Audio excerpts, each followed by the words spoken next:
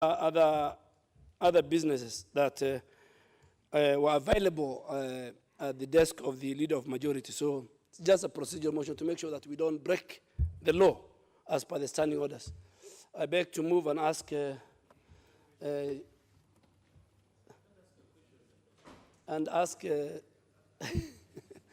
what is it?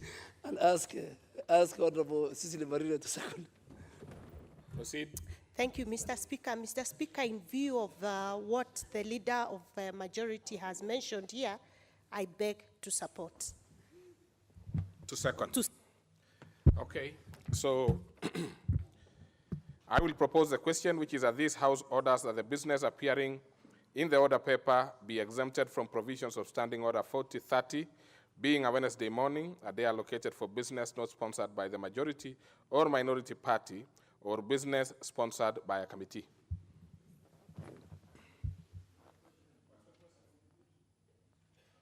Is that the mood of the House?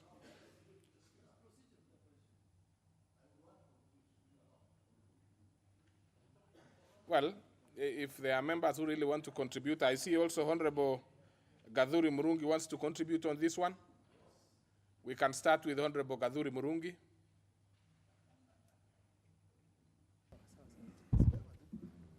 Okay. Thank you, Mr. Speaker. Mr. Speaker, I want to support this motion as run by the leader of majority, because, Mr. Speaker, you know, many instances when there is actually no business from the private members, there are no motions.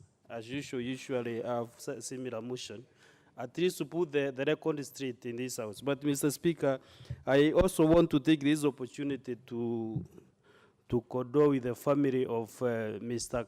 Honorable Kabere Mtombijewe, who was a member of this House for 3 terms, a member of Parliament from South Imenti constituency. Order, Honorable Gathuri, you know that would be, whereas that would be actually irrelevant. Yes, yes. But yes. I will be very sympathetic for 2 reasons. Number one, I know you are a member from that particular constituency where the late member used to represent. I'm also told that you are Jurinjeke, that I'm not sure. And thirdly, you have a very, close similarity with, and you could easily be family. Let's hear from you. Okay, thank you, Mr. Speaker, for your indulgence. So I will give you some 5 minutes. Yeah, actually, let's say 2 to 5 minutes, whichever you think is comfortable. Thank you very much indeed, Mr. Yes. Speaker. Mr. Speaker, Honorable Kabere Ntombijewe sat in this House for 3 uninterrupted terms. And actually, he served during the government of Mzee Jomo Kenyatta. He was appointed as Assistant Minister for Foreign Affairs. He then worked closely with the former President Ndani Arap Moi, Mzee Moi, as Minister for Agriculture, Minister for Energy, Minister for Health. And Mr. Speaker, this Mzee, for those members who are in this House who don't know even how he looks, his portrait is at the entrance of the main chamber. And Mr. Speaker, I only wish those who even know him, those who even don't know him, maybe they even like his face, to at least condole with the family, because he has really left an indelible ink in this country. These are the people who served tirelessly, Mr. Speaker, to put the foundation that we really enjoy, and the foundation which many of the leaders are very keen to destroy, Mr. Speaker. So Kenya has come from far, and I would like to tell these members that Mzee, when he served in my constituency for 3 terms, he really did a lot of work in the sector of electricity, agriculture. There are some regions which almost aren't, which Mbunda's Tharaka constituency, where my colleague Omorugara comes from. That area has been transformed to be a bread basket nowadays. Mr. Speaker, Mr. Ntombijewe and the other Kenyans who served during his term really have left, and those others who are living, like Mzee Moi and the rest, I wish them to have also good life. And also maybe they should not sit back at a time like now. Those leaders should come out and also advise as young leaders how to behave, how to put Kenya together. and how we should avoid selfishness in leadership so that, Mr. Speaker, Kenya can move on together, because what has been from 1963, what has been put together in this country, Mr. Speaker, should not be let to go down the drain, especially at a time like now when people are contesting presidential elections. Like, it's a joke. Sometimes even these lawyers, I am not around myself and I'm not belittling them, but they should not be running to courts for very flimsy reasons to contest the elections of a president.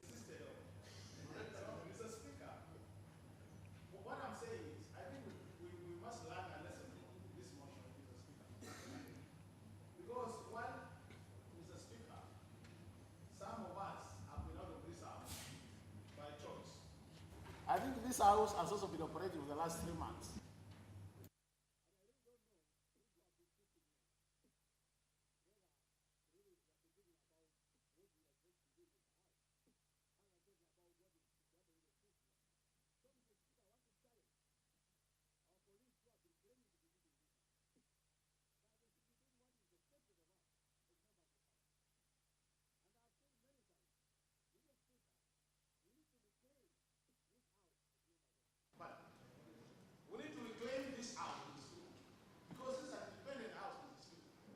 And while the judiciary is doing their work and they have reclaimed their independence, I think we have a tall order as members of parliament, irrespective of our political affiliation, to reclaim the independence of the House.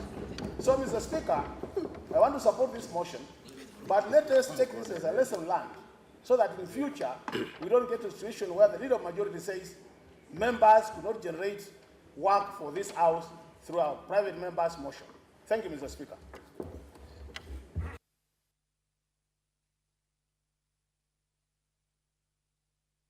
Let me see, let's hear Honorable Dr. Wamalwa, then I'll give one person from the other side, and that will be it.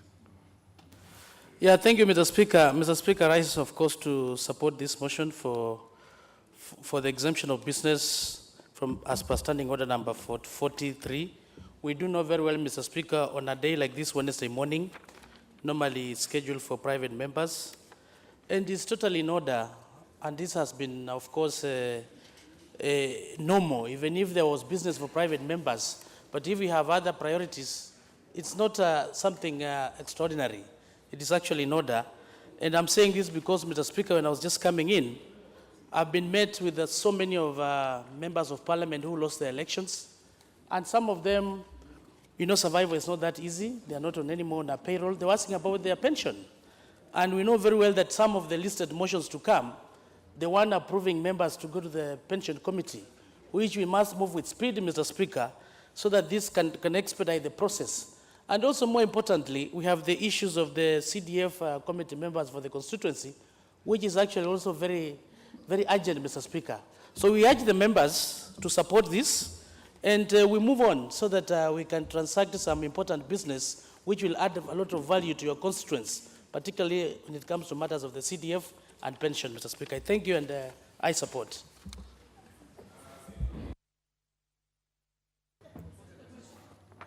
Let me give a last one so that we balance the House to Honorable. Since Meru has spoken, I would have given Rahim, but we can. Somebody tells me Nakuru, and I'm inclined to think of Nakuru, but it is not going to be the one who shouted it. Let me give Honorable Gikaria a minute. I have. Thanks a lot, Mrs. Been discussed in the 11th Parliament. I think it is also advisable now for the new members to go to the committee room and pick those motions, because some of them are very, very important. And I'm saying this because I was in the committee of implementation, and there were so many others that had very good, the members who never had an opportunity to be able to come back had some very, and I think as in light of what the majority leaders just said, that we need to go to that place and be able to give out our motions, and I think that is something that is so important for us to be able to do that. And as I support also what has just been moved by the majority leader, Mr. Speaker, it's important. And this, I'm saying this in light of what happened. Private members' motions are very, very critical. They do assist individual members to address at the constituency level and also generally at the national level to be able to address some of the very, very pertinent issues that have arisen. Maybe they might be looked as local within the constituency, but in the event, finally they end up assisting the national outlook. And I think it is important for us not to ignore. I hope by the time this House is properly constituted and the committees are in place, we can be able to discuss those private members' motions and other issues so that we can be able to, and it's important that this is a place where members have an opportunity to be able to be heard. Of course, what's your point of order, Honorable Dawood? Mr. Speaker, the Vice Chair of Implementation Committee in the last Parliament is telling us that motions really assisted us last Parliament, but I'm afraid many motions, nothing has happened to that. So is he in order to mislead the House, saying that many motions have assisted and he knows because he was the Vice Chair of Implementation and nothing happened to motions in the last Parliament?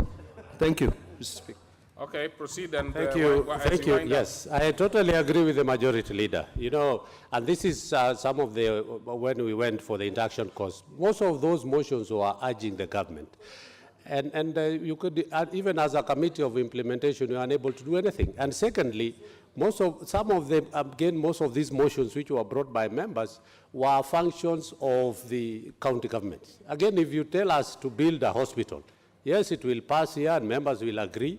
But at the end of the day, the government has no funding to go and build a dispensary down at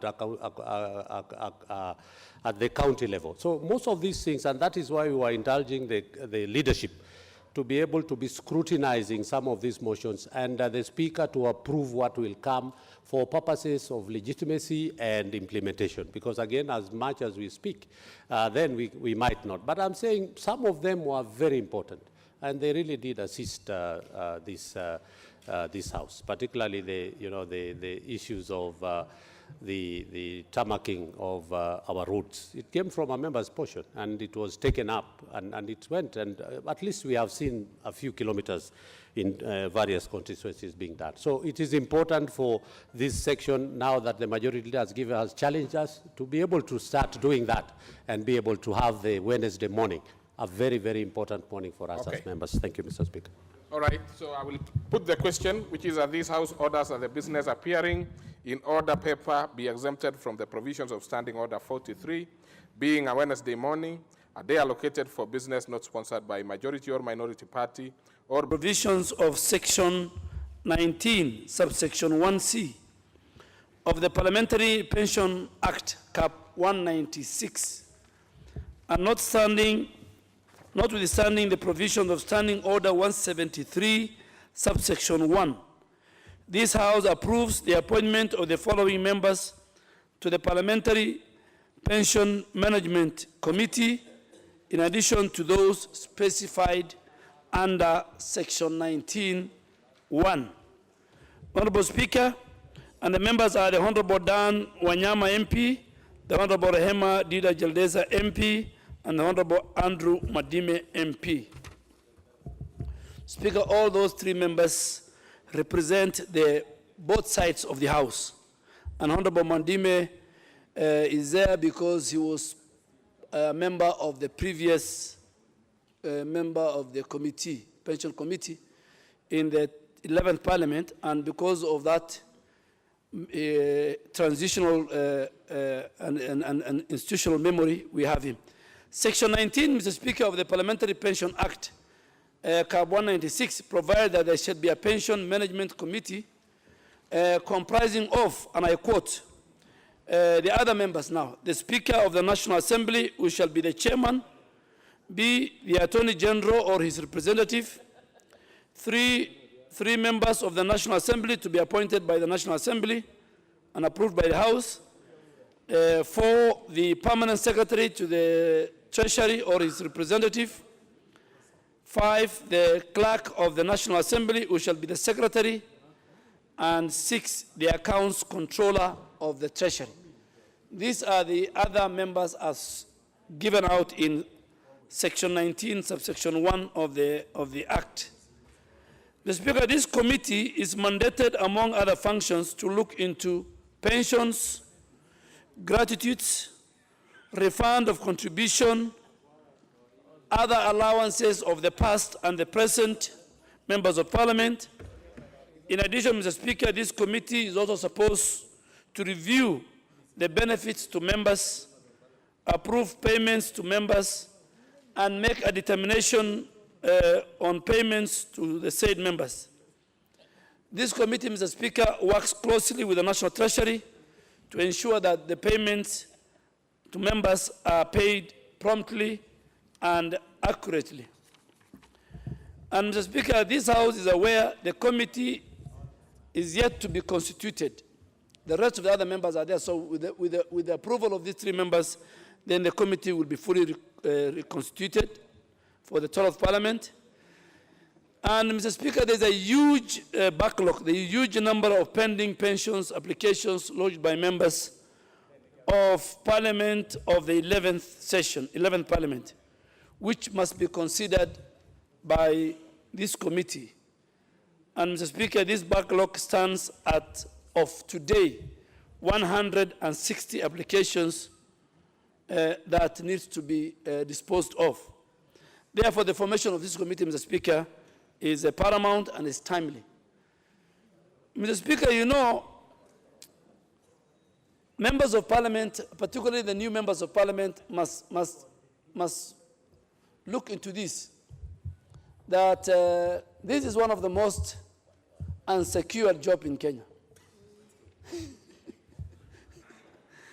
This is a job that you will do whatever it takes. And still they tell you that, you do not look good, that you do not deserve. And that's why, Mr. Speaker, I think 68% of the former members of parliament lost their seats. And right now, our colleagues, the 160, they need to start a new life. You know, they spend a lot of resources. And I am sure they want to start a new life and prepare themselves for the new challenges in life. So this committee, I really want to ask the colleagues we are going to put in.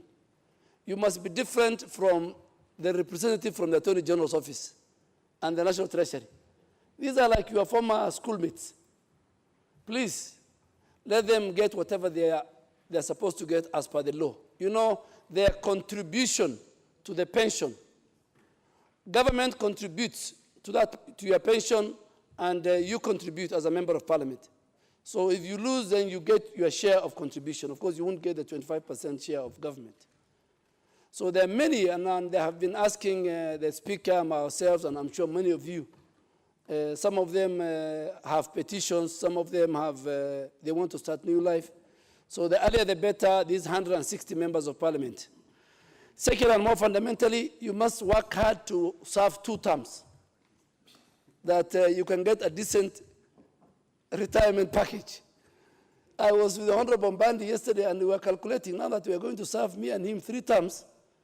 And when we calculated, Mr. Speaker, it's not that bad.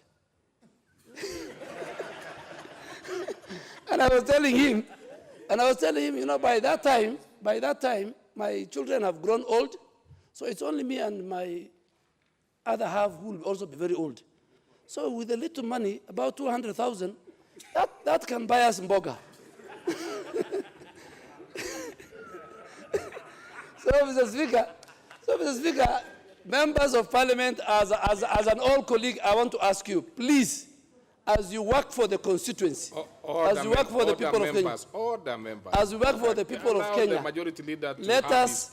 let us work for our retirement. Do not leave yourself alone.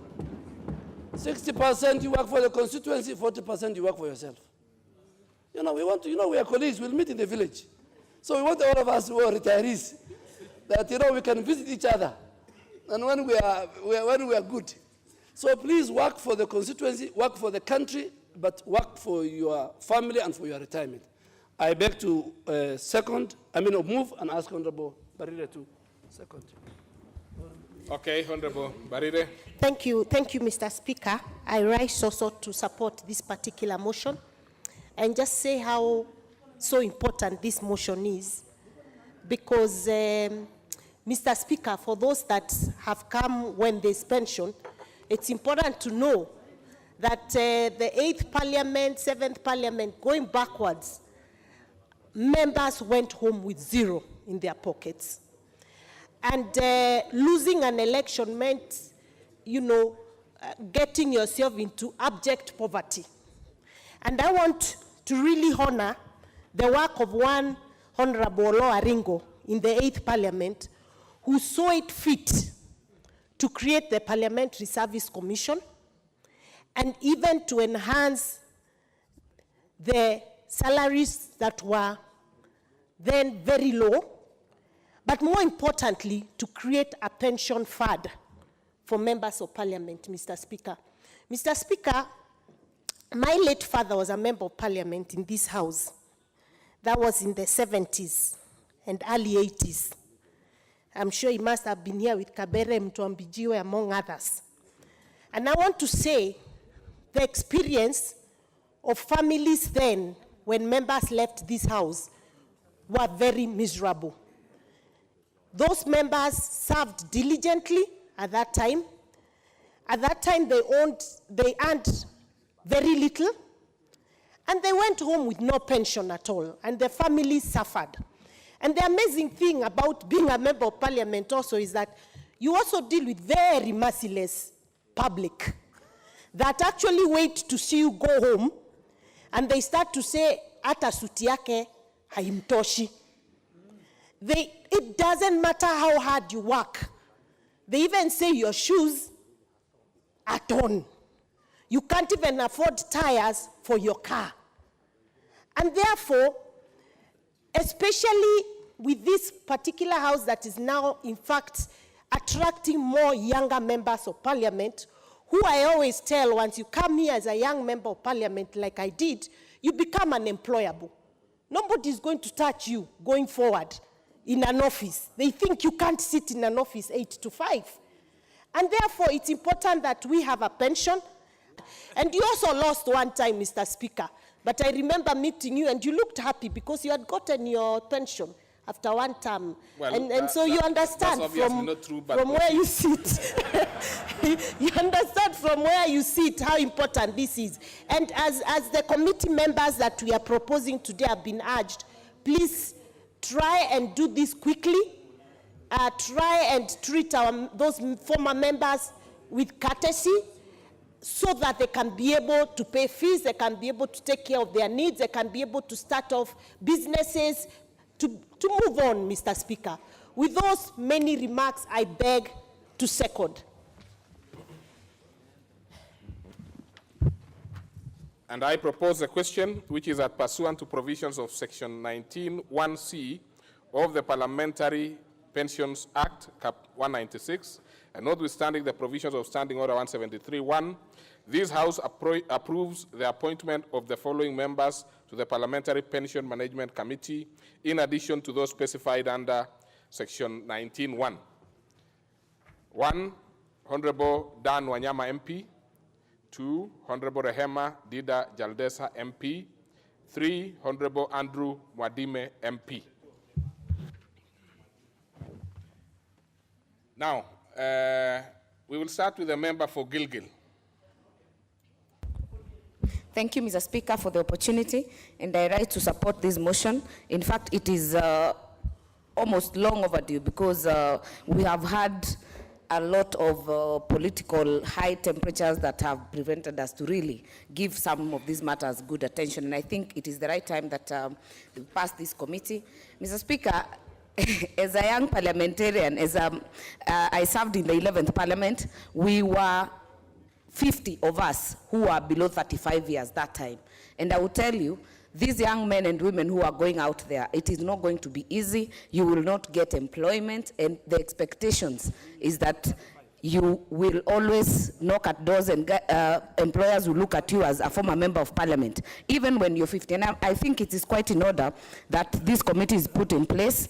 And even as we celebrate our win, Mr. Speaker, we also are looking at our colleagues. The turnover rate in this house is 70%. When you get into that door, you are already a potential former member of parliament. And it hits you very fast, actually, Mr. Speaker, and 5 years goes very fast. So even as we celebrate our win, we are looking at the welfare of our colleagues who are out there, considering that we could be out there ourselves very soon, Mr. Speaker. Mr. Speaker, this house, when I walked in the first time in 11 honor in the communities, Mr. Speaker. Mr. Speaker, I can assure you that even as we debate these pensions, there is something that we may have to review. Considering the demographics of the country, we are increasingly having young people in this house. The excess of pension, as had been passed, is 45 years. I think we must be able to review. There are some of us who will have served 2 terms and they will not have reached 45 years. We should be able to look into that so that we see, considering that the demographics show that more than 70% are below 40 years, we can be able to see how we review that so that you access your benefits the moment you serve 2 terms, regardless of whether you have hit 45 years or not, so that we can be able to serve, to be able to get a good start off, even when you have not reached 45 years. I believe by the time you do 10 years in parliament, you're mature enough. Even if not by age, you're mature enough to be able to manage your pension. But with that, Mr. Speaker, I support. Luckily, you are seated very close to Honorable Maoka Maore. He can give you some tips about that. And I'm also informed that recently you sat with Honorable Kaniri. Probably had the same problem. Now, I'll give Honorable Omboko Milemba, member for Emuhaya. Thank you, Mr. Speaker, for giving me this chance to contribute to this motion for the approval of the appointment of members to the Parliamentary Pensions Management Committee. This is a very important committee, but before that I make my contribution, let me thank the people of Emuhaya for having elected me to come and serve them. Emuhaya, Mr. Speaker, is a constituency that has a good history in the House. That's a constituency that gave you Speaker Marende. Later on, it gave you Brother Otichiro, who also rose to become one of the best MPs in terms of management of CDF. And now I'm here. I'll also be looking around to see what best I can get out of the House.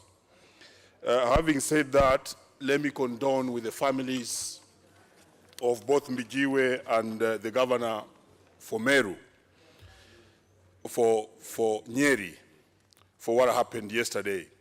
And having said that, Mr. Speaker, let me proceed to say that I come from a background where I deal with people's pensions, people's salaries, and people's wages, and so on and so forth. And I find this motion very important to the House, not just now, but even before and in future. And I want to believe that the names put here, that is Dan Wanyama, the name of Rehema, Honorable, and the name of Honorable Andrew Mwadime, are people who will go and do this work and do it diligently.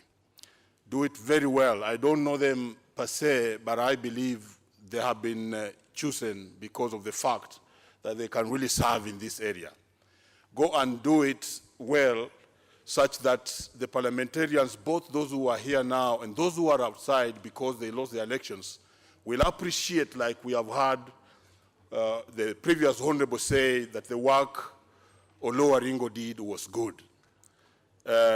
Be able to stand for the parliamentarians' interests. I want also to add, Mr. Speaker, that the task of those pensions, just to mention a few as I heard from the leader of business here, included, among others, to look into the allowances of the past and present members of parliament, to review the benefits to members, and to to look into it that the pensions are paid on time.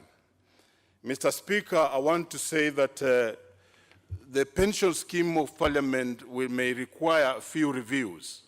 One, as I support the immediate former Speaker, Honorable, who said who serves that one term qualifies to get this pension. Hello, because, Mr. Speaker, it is not easy, one, to come here, but it's very easy to live here.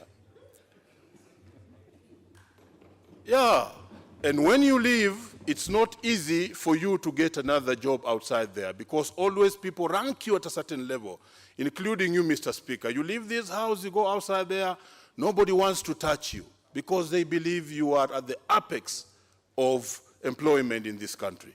And therefore, this House, moving in future, should look at the aspect of being able to give this pension to members who even serve for one term, calculated in pro rata to the one-term service they will have provided.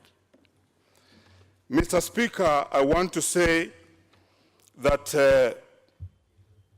the pension schemes are not only a threat to the members of Parliament, but they are also a threat to teachers whom I have served and continue to serve as a member of Parliament. Even back at the Teacher Service Commission, here we were told the backlog of the pensions is 160 members. But later on, I will be bringing maybe a private member's motion to Parliament about the backlog of the pension of the Teacher Service Commission. It is in thousands, hundreds of thousands. So as this committee goes to work, I want it to work well and reduce on those backlogs. But also, this House must remember that other workers outside there, especially the teachers of Kenya, most of them do die before they get their pensions, and they die in very pathetic situations. With those very few remarks, Mr. Speaker, I want to support this motion. Thank you. Well, therefore, I'll give a honorable member for Igembe North. Honorable Maure. Absent. So let me give a honorable Abdisalan Ibrahim, member for Wajir North. Absent. So I'll give Honorable Abu Mohammed, member for Lamu.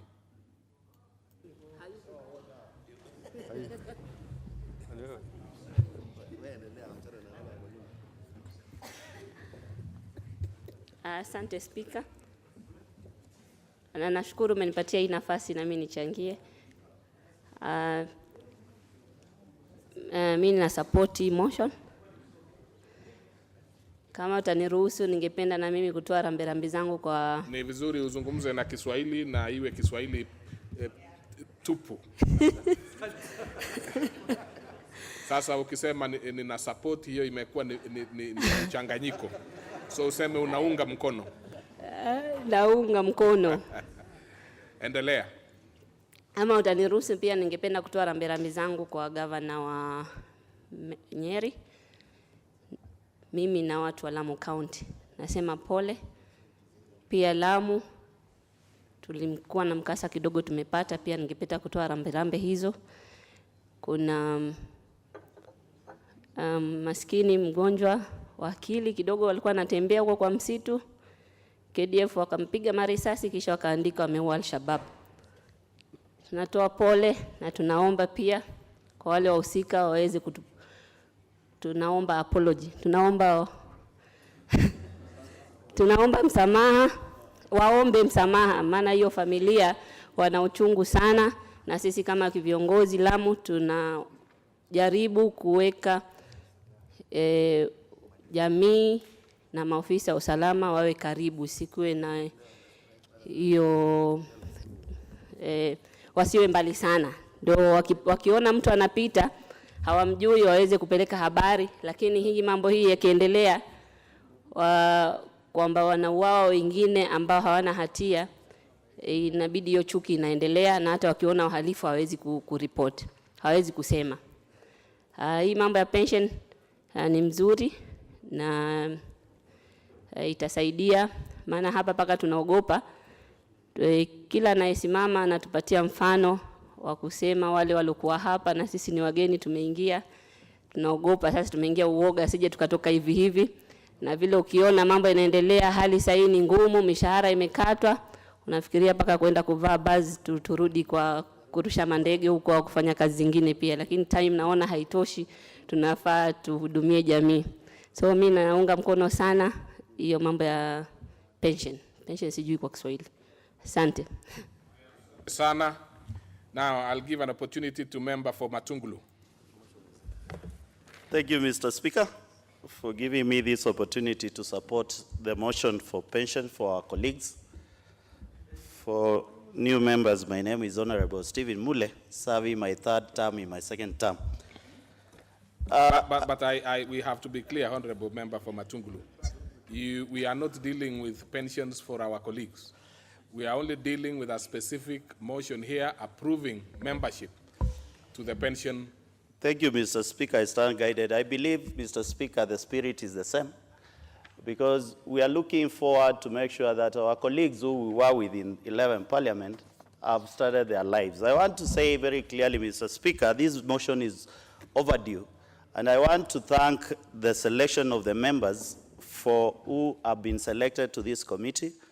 Honorable Mwadime, Honorable Wanyama are members we served with them last term, and I know very clearly they have the expertise to deal with this issue, Mr. Speaker.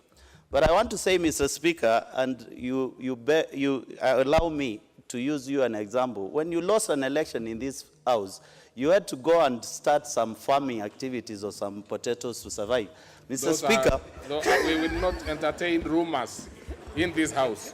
Honorable Member for Matungulu, that is completely irrelevant. I want you to proceed. Mr. Speaker, it is very clear that our members out there, who are colleagues, who have been in this house together, they are suffering.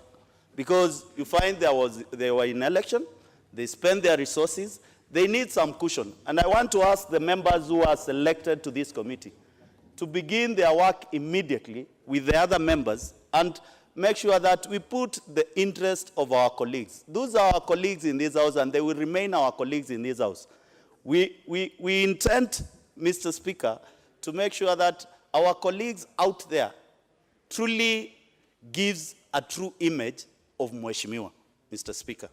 We have seen the scenarios whereby our former colleagues or old members of parliament have gone through, and it's difficult. Mr. Speaker, having said that, I want to pass my condolence and the condolence of the people of Matungulu to the governor of Nyeri through the most tragic accident yesterday morning. And Mr. Speaker, I want to say very clearly that this House and the committee which will be selected for ITC, we need as members to come up with the laws to deal with the social media.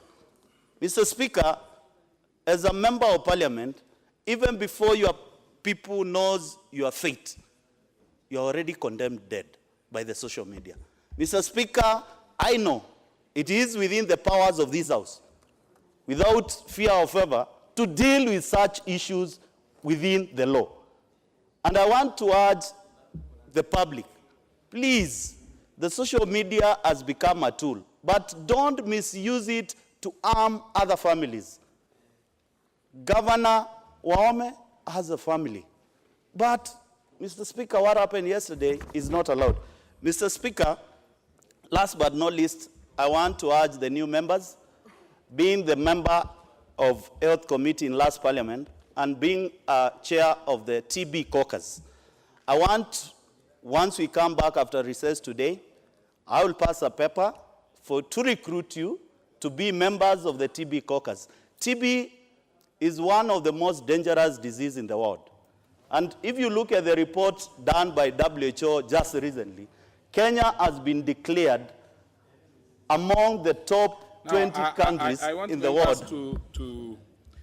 I want you to go back to the rail, really, because you might be having an extremely good issue you are passing to the members, but it is not specifically relevant to the appointment of these members. And really, I know this is a matter which is very close to your heart. but kindly we will get a mechanism of having the same. Please register. We'll call a meeting and we'll be able to move together so that we can be able to deal with this issue. Mr. Speaker, I want this House to approve these names as soon as possible. And also, Mr. Speaker, through the chair, we give guidelines to these members to make sure that once they get to the committee itself, because we know the committee does not belong to the 3 members. It belongs to the other arms of government. Let Honorable Mwadime, Honorable Dan Wanyama, Honorable Rehema carry the interest of members of parliament to that committee. And if you find difficult, please come back to us and report to us. Don't be oppressed because the committee is large and you are only the 3 of you. We'll protect you from this house without fear of ever. I support Mr. Speaker. Thank you very much, Mr. Speaker. Very well. Let's have Honorable Ombaki Machogu. Thank you very much, Mr. Speaker, for the opportunity also to support this motion.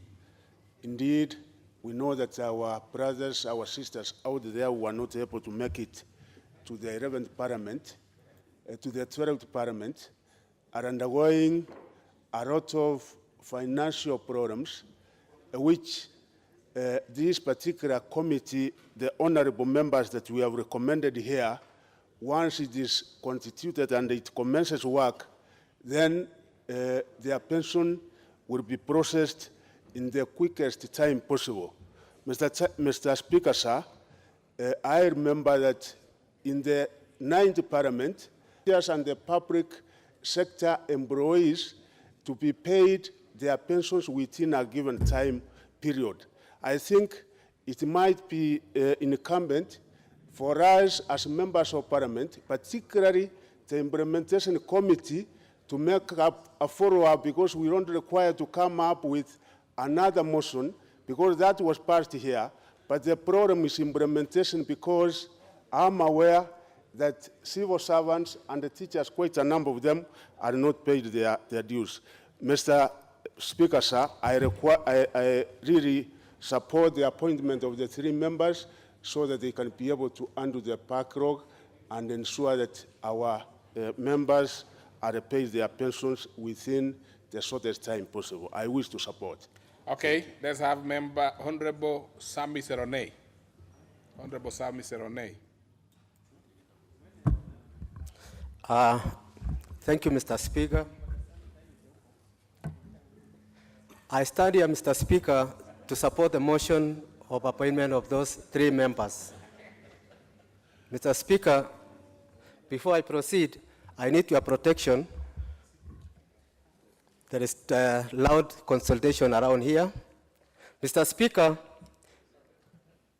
before I proceed, this is my first time contributing in this House, and it's my first time to be in this House. And sincerely speaking, I want to thank my party leadership, Wiper Party, and the Wiper members of Parliament who are elected in this 12th Parliament, who enabled my nomination to be here. Mr. Speaker, when you look out or you go outside there, the former members of Parliament, that the kind of living they are living is pathetic. It's totally pathetic. And I urge the 3 members who have been proposed to be in that committee to take serious on this issue of pension scheme. Because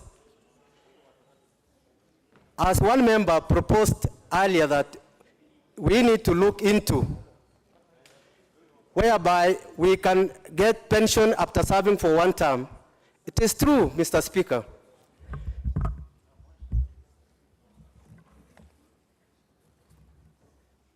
There are so many around in Nairobi here who are unable to go home because after serving for that 1 term, they spend all their resources and they have nothing else remaining and nobody can employ them.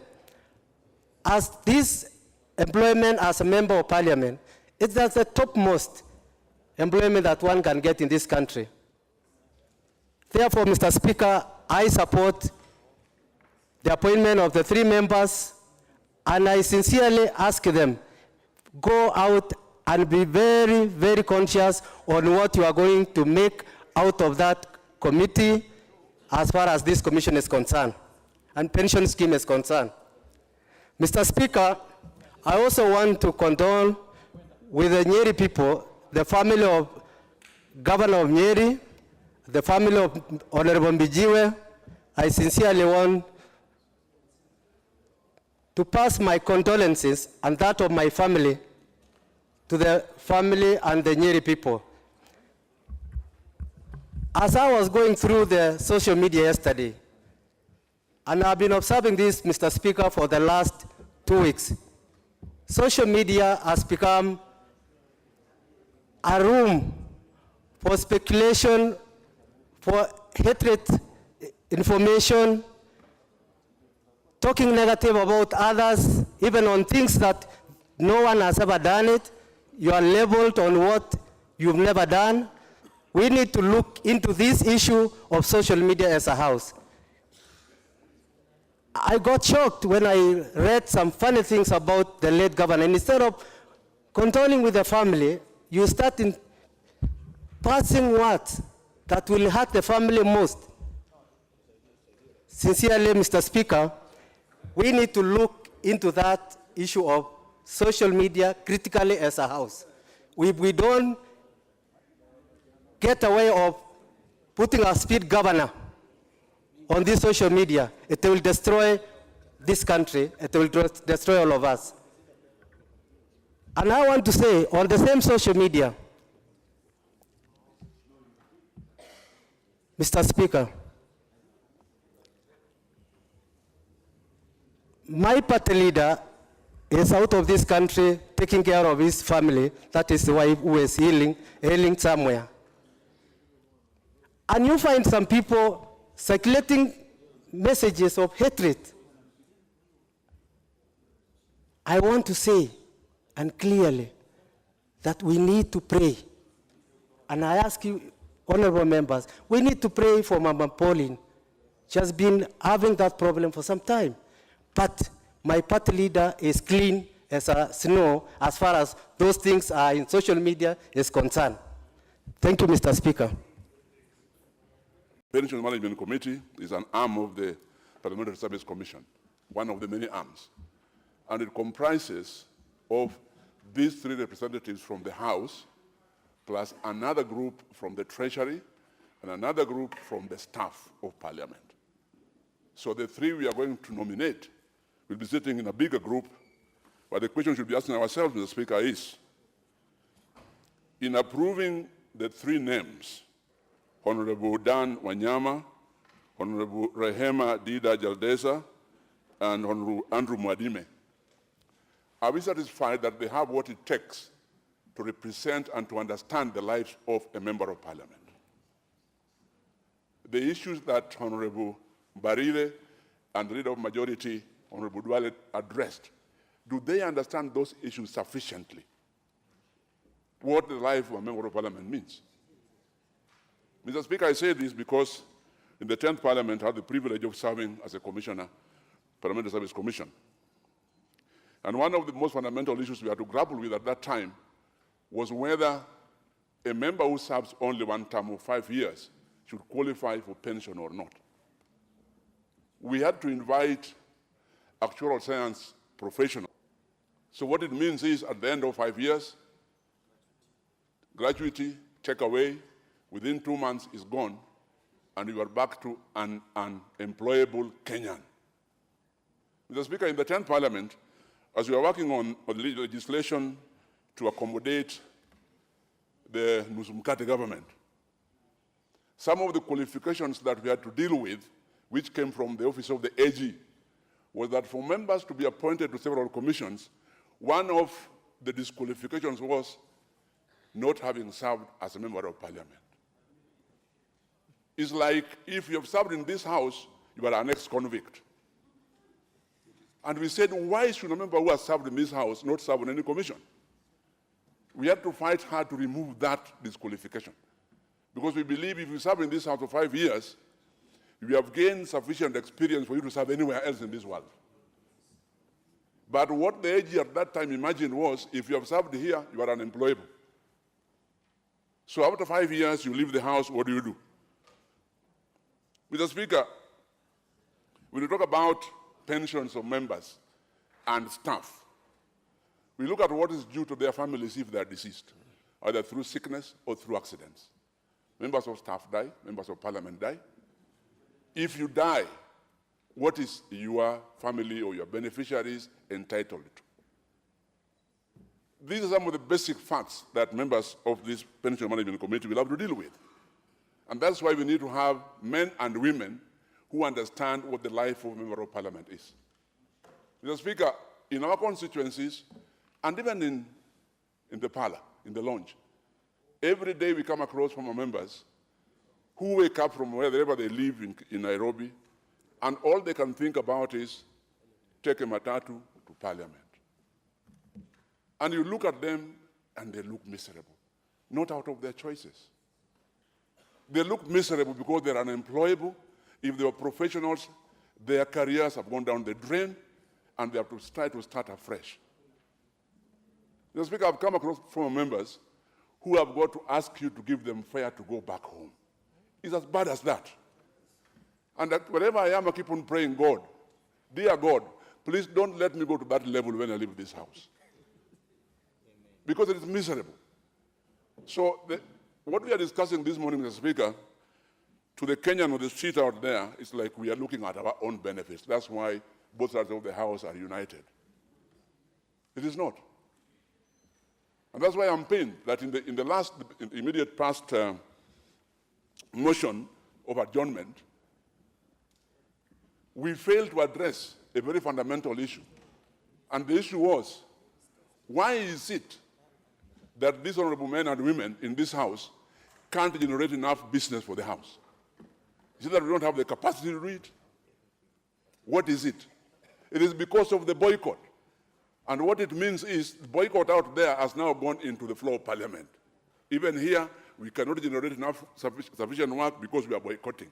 So that is success, Mr. Speaker. Success for the boycott, you must say.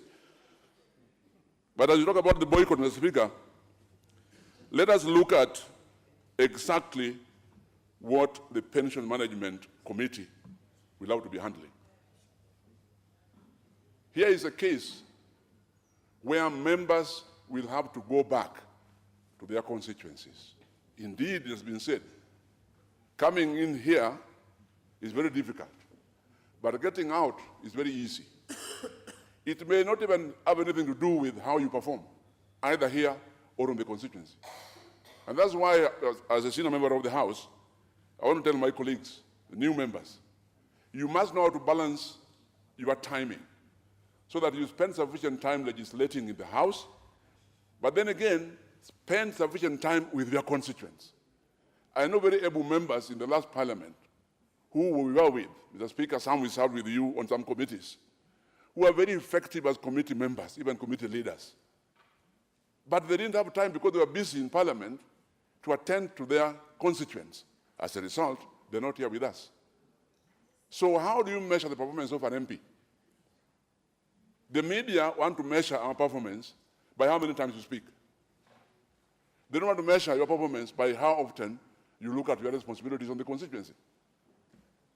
So I think it's important also that as we debate this issue, we look at how we can qualify, if you're a first-timer, qualify for pension. Balance your time sufficiently so that you are here and you are also there. If not, you are going to end up being a first-timer. Take away your pension and tomorrow you are in pecuniary again. You are penury again. Mr. Speaker, I support this motion.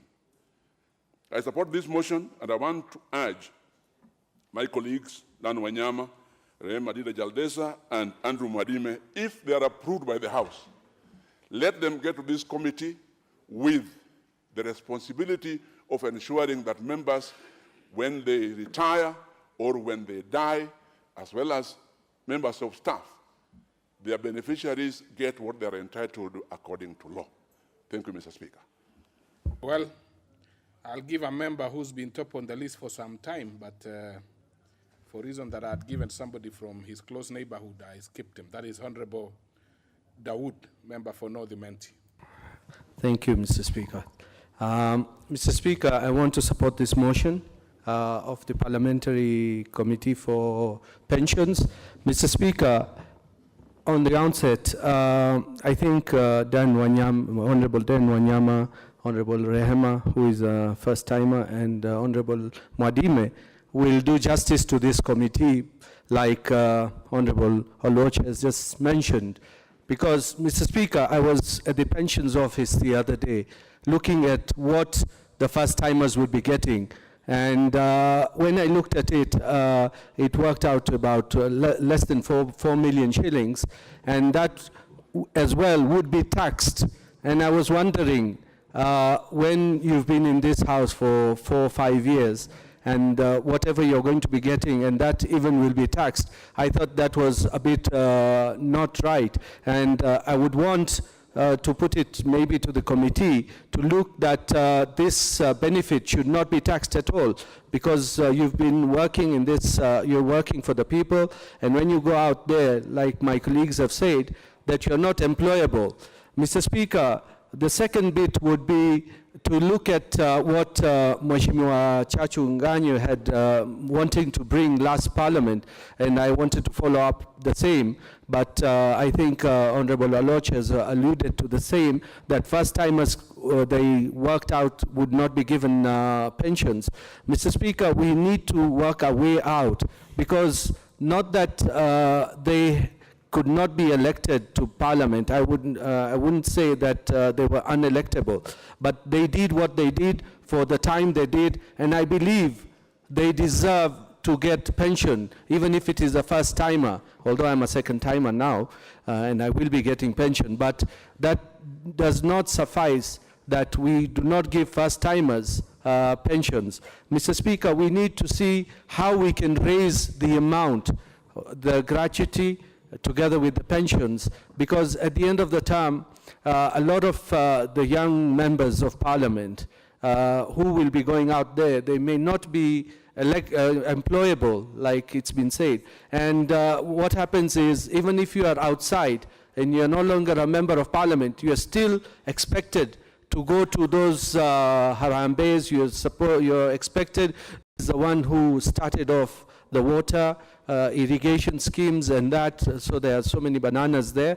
And I would want even to pass my condolence message to the people of Nyeri for Honorable Governor Wahome, who we were with when we were doing campaigns for the president recently, and he was in Meru, and he was a very jolly person, and I want to pass my condolences from Nordi Menti to the people of Nyeri and his family. Thank you, Mr. Speaker.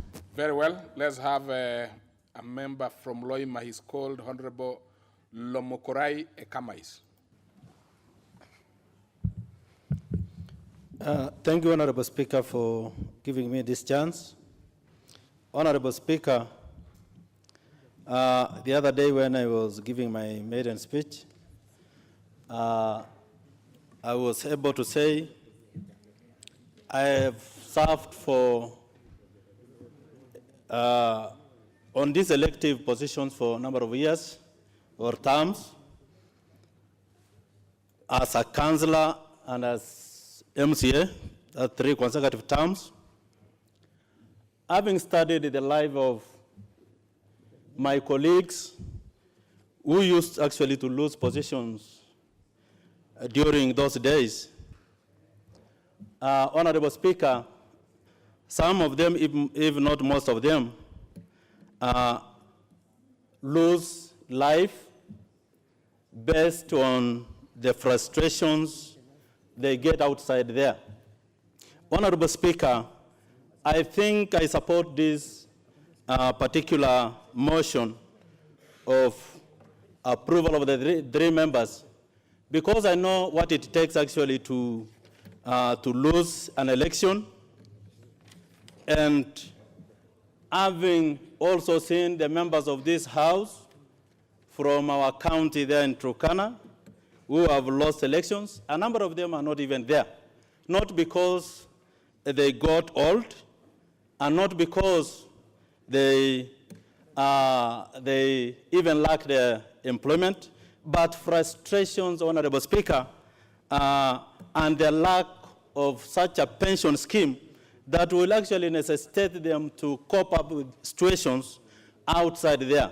So, Honorable Speaker, I join my colleagues actually in supporting that we approve these members, and these members should go down there actually as they deliberate into issues of these pensions with a lot of seriousness, so that the members of parliament get decent life even after politics, Honorable Speaker.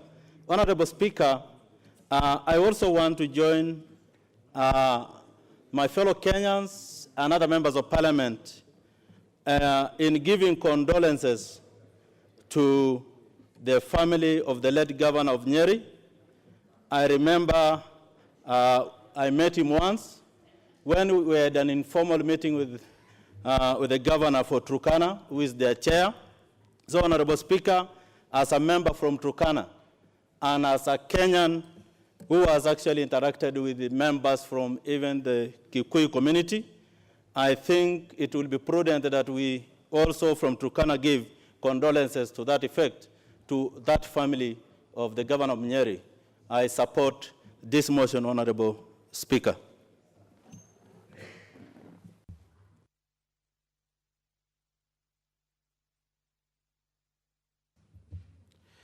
Shall we have Dr. Makari, Kitui Central?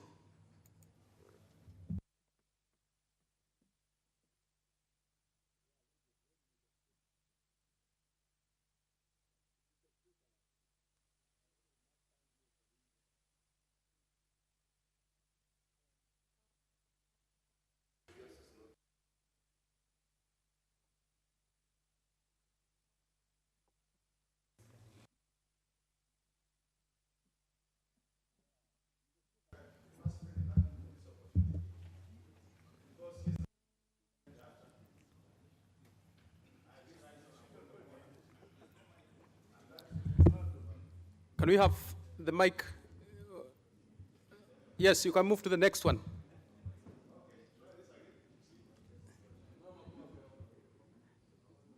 Which, yes, you're good to go now. Mr. Speaker, I was saying I must thank you for this opportunity, because yesterday afternoon, Mr. Speaker, I did raise on a point of order, and the point of order was relating to this matter, the matter of our colleagues who have left this house.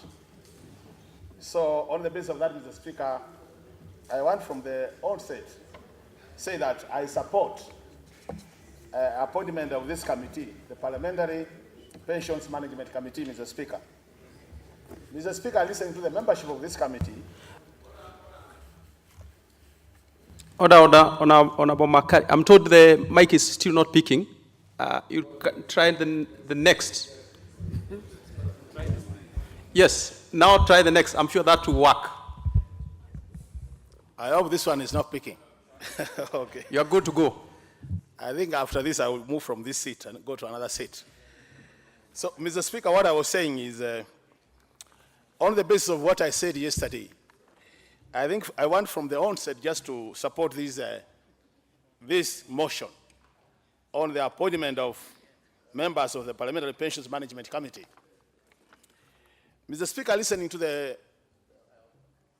majority leader when he was moving this motion, I do realize that in the membership of this committee, Mr. Speaker, out of that membership, which has also some civil servants from the executive side, we have actually 5 members who will be representing the interests of members of parliament.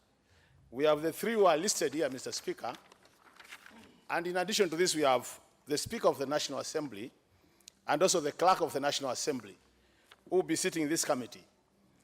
And Mr. Speaker, that gives me a lot of encouragement in terms of the interest of former members of parliament and even those who are seated here being championed in the process of deliberations of this committee, Mr. Speaker. Mr. Speaker, a lot has been said by those speakers who have just been on the floor, and this relates to the members of parliament who have left this house. Mr. Speaker, we've been told that 106 members of parliament have actually sent their application to be paid their pension. And that was not possible, or they have not been paid, basically because this committee is not in place. So I think as a House, it's important that we get this committee immediately in place. And my humble request is that when the committee is actually approved by the House, Mr. Speaker, that they sit immediately and clear these former members of parliament so that they are able to get their benefits, Mr. Speaker. But even as they do that, Mr. Speaker, I'm up that my friend, Honorable Mwandime, is here. We did serve in the 11th Parliament with the Honorable Mwandime, and I know he's capable of championing the interests of the members of Parliament. I think, Mr. Mwandime, members of Parliament have been taken for a ride. For example, one of the members of Parliament who just joined Parliament, one of them was lamenting that salaries have already been reduced. The thing is, Mr. Speaker, the work of this committee must be to make sure that the interest of former members of Parliament, those who have left, Mr. Speaker, is actually taken care of, and the interest of those who are sitting. And this, Mr. Speaker, is not being selfish. We are just saying, Mr. Speaker, when you look at the labor laws, it is clear that, Mr. Speaker, if you work and you are entitled to a gratuity, and normally it's that 1%, that's the figure. When you conclude your contract, Mr. Speaker, in organizations which practice best international practice, Mr. Speaker, your final paycheck, which is your final salary check, is supposed to come together with your gratuity check, Mr. Speaker, so that you have no time to waste waiting for that check. That will help you as a former member of Parliament to reorganize your life. Because these people want to start a new chapter in their life, but their money is tied here. Now the money has been tied here for the last 3 months, Mr. Speaker, because this committee was not in place. And I'm imagining as we move forward, Mr. Speaker, it would be important that we learn a number of lessons from what has happened. I think the 12th Parliament, by the time we conclude our term, Mr. Speaker, we should be in a position to make sure that by the time you are being re-elected or being elected out of position, because you still get some votes, that your check is ready, Mr. Speaker. I think that is very critical. Lost an election, you get your gratuity. But in addition to that, Mr. Speaker, then you get a refund of your pension contribution because you have been contributing. The law is very clear. So when I hear there is a bit of debate on some of these things, Mr. Speaker, I think it is for the work of the 5 members who will sit in this committee on behalf of the members of Parliament to make sure that the law is followed. But even as we follow the law, Mr. Speaker, we should not lose track of the fact that members of Parliament, once they leave this position, cannot be employed in any other organization on an 8-to-5 job, Mr. Speaker. So as I support this, Mr. Speaker, I think the honorable members will join this committee and work as fast as possible to make sure that our colleagues get their money and then they are able to start their life. And Mr. Speaker, it is clear, and this is those who believe in statistics, like I do, Mr. Speaker. When we were in the 11th Parliament, Mr. Speaker, this talk about 70% will go home was daily. Every time we come here, we'll be reminded 70% of members of Parliament will go home. And you know, each one of us believes it can't be me. So it's like you are saying it can't be me. So 70 will go home, but it can't be me. And I'm telling the new members of Parliament that it can be anybody, so long as you're in this house. So please prepare. Be psychologically prepared that it can be you. And the question is, if it is you then, how would you want to be treated as a former member of Parliament? And if you approach it from that angle, Mr. Speaker, then you realize the likes of Honorable Mwandime and the other members who are in that committee will actually go an extra mile to make sure that the interest of members of Parliament is fully addressed in this committee for purposes of prosperity, Mr. Speaker. So, Mr. Speaker, with those remarks, I just want to say I'm very happy that now this committee is in place. And the Speaker did indicate that I'll be making a small presentation to the committee in terms of some details, which I don't want to say here, so as we champion the interests of the members. With those remarks, I support, but I can't conclude, Mr. Speaker, without really sending the condolences to the people of Nyeri. For my colleague, Dr. Kakuru is my professional colleague. I know him for some time when he was in the Vision 2030. And actually the last time I met him was when when Archbishop Muheria of the Catholic Church was transferred from my county, Kitui, to Nyeri County.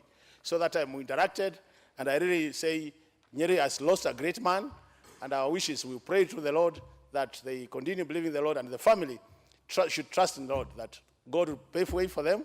We prepare the family so that whatever the plans God had for the family will be fulfilled.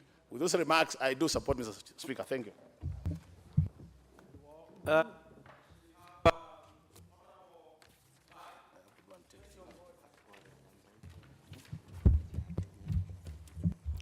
Thank you, Mr. Speaker, for giving me this opportunity to contribute to this motion. And from the onset, Mr. Speaker, I stand to support the motion. Or what is the point of order?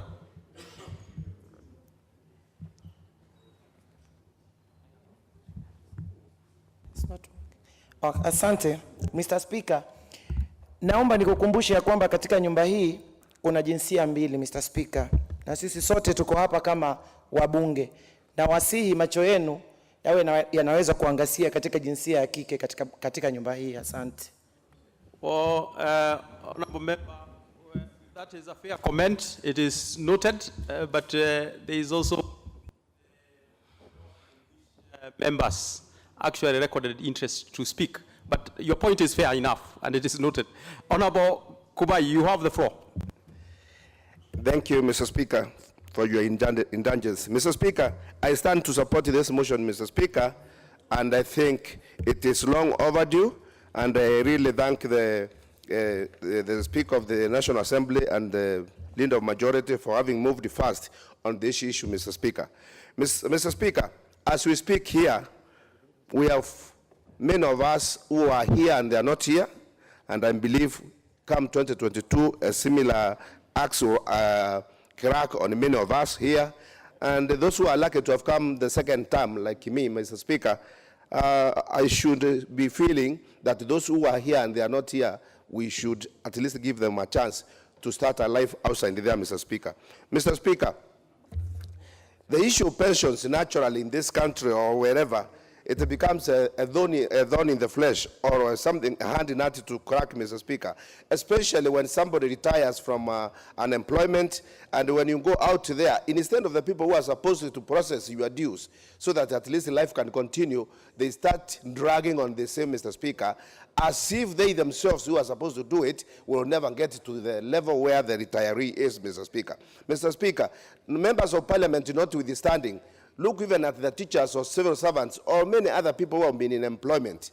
There are those who spend many years, 5 to 10 years, without having received their pension, Mr. Speaker. Mr. Speaker, this is naturally and morally unfair. It is injustice to these senior citizens, and therefore even the pensions fund, National Pensions Fund, I am appealing to them to wake up to the call that when somebody retires, he or she is delicate enough and vulnerable to so many things, and therefore processing the dues must be done as fast as possible, Mr. Speaker. Mr. Speaker, we have got cases where people are passed on before they see their pension.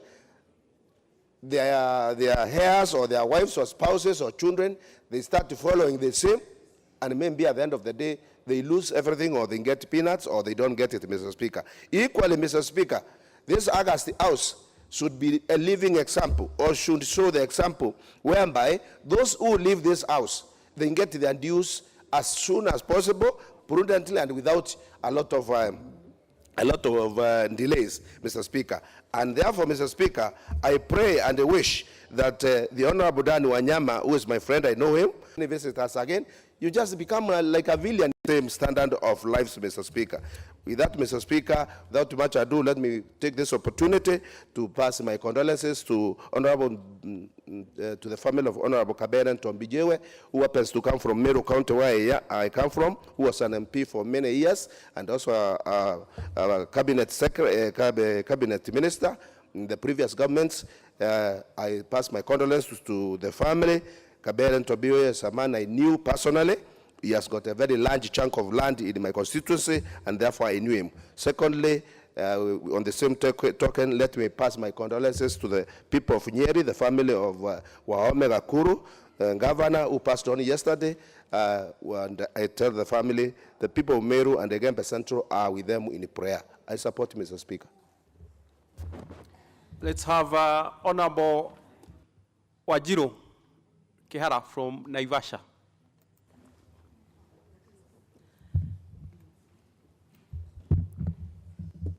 Thank you very much, Mr. Speaker, for giving me this chance to contribute to this very important motion.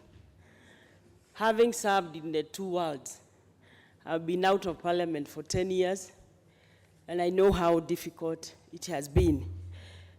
Mr. Speaker, when I left Parliament, I went immediately into a petition. So whatever little I got was diminished very, very, very fast. And from there, I know now what happens. Mr. Speaker, I may not know these persons individually, but there is a job to be done. And it is expected that having come from Parliament, they'll do a good job. Mr. Speaker, like Honorable Aluoch said, when you leave Parliament, you are not employable. And those ones of us who are almost bankrupt in business, you don't know where to start. Mr. Speaker, I met a former member of Parliament I was with here just 2 days ago in Naivasha. And she really pleaded with me that even first-timers should be considered for pension. One, because we go through very rigorous campaigns where you spend, you sell property, and it's all finished. So by the time the campaigns are over and you are not back here, most of us end up in very heavy debt.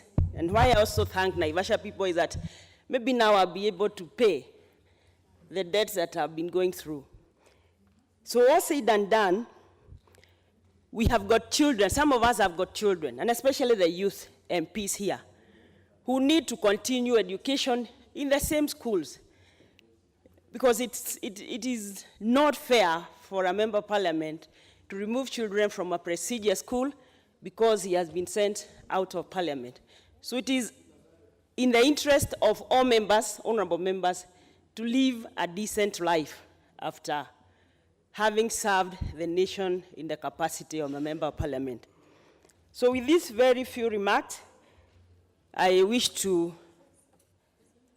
support the motion, as I also send my condolences to Honorable Gakuru's family. I didn't know him as a person, but I had met him the very first and last time in Sagana. And I spoke to him and I told him, you are my governor #1, because I was born in Nyeri. And he said, yes, he has heard I come from Nyeri. We interacted. And from the many things, good things have been said about him, we know Nyeri people, having lost their governor in the tail end of the first term, and now in the very first month of the other term, I wish them comfort and God's blessings, as I wish Gakuru's family, and more so the comfort when there's a young man doing his KCSE. Let's all pray for the family and give them comfort. I support, Mr. Speaker.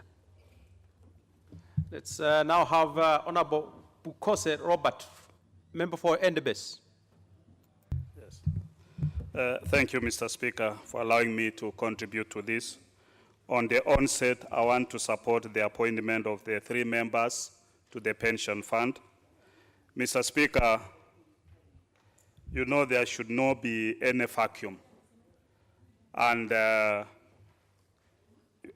a House, I think we'll need to relook at this issue of vacuum, such that way in terms of addressing the issue of the pensions of the members. So, Mr. Speaker, I think a mechanism should be looked into such that we are able to get a feedback. You know, This House has been fond of even approving members, especially, for example, the Parliamentary Service Commission. We approve members to the Commission. After we've approved members to the Commission, we have no way of even assessing whether they are addressing our issues or they have just gone there and they are now busy addressing their own personal issues. Because when you appoint members to a commission or to any other fund, it is for the benefit of this House. If we appoint members to the Parliamentary Service Commission, it's the benefit, it's the welfare of the members. But now look at the way issues are coming up now. Members looking at how their issues are being addressed. Because look at, for example, even the issue of mileage. Mileage, even for my chief, is given the mileage and is given a motorcycle so that he has a mileage to go to perform his work. How come a member of parliament has now to get his mileage through a pay slip and it has to be deducted? It has to be taxed. It has to be taxed. He has to pay also taxes for the fuel and all these other issues. What is the role of the members that we've appointed to those commissions? Mr. Speaker, these are the issues. You know, the other day I was at home and I met former councillors. And these former councillors, some of them have even served for many years. As the member for Loima put it, Honorable Ekamais, that he's been a councillor, he's been an MCA. But you look at the issue of the former councillors. There is a bill that in the last parliament was lying in the Senate. For the whole of the term of the Senate, that bill never came to this House. And it's a bill that needs to address the issue of the former councillors. You go home there and you find that majority of them are just beggars in the streets. They are having it very rough. And these are people who have served this country with distinction. So, Mr. Speaker, I think as much as we are also looking at our own pensions, we need to address and look at Kenyans who have served this country with distinction and how their issues of pensions can be addressed. Because when you look at, when you go to most of us, when you go for even tourism in the coastal town, you go to Mombasa, you're going there for tour. The people you meet there are European pensioners who have accumulated, who have now gotten their pension.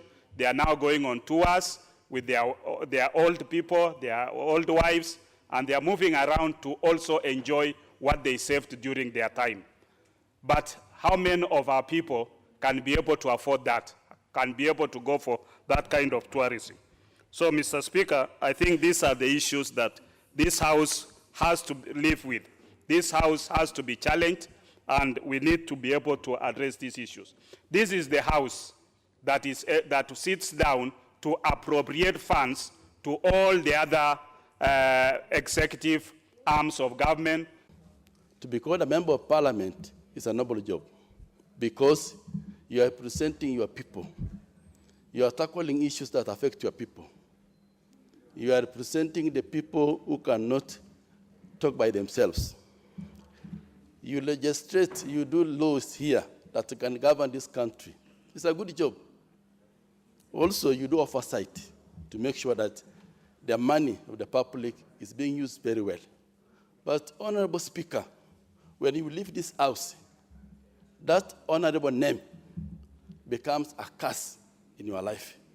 Because you not get a job anywhere, you become a threat to the public, even to start with the first term.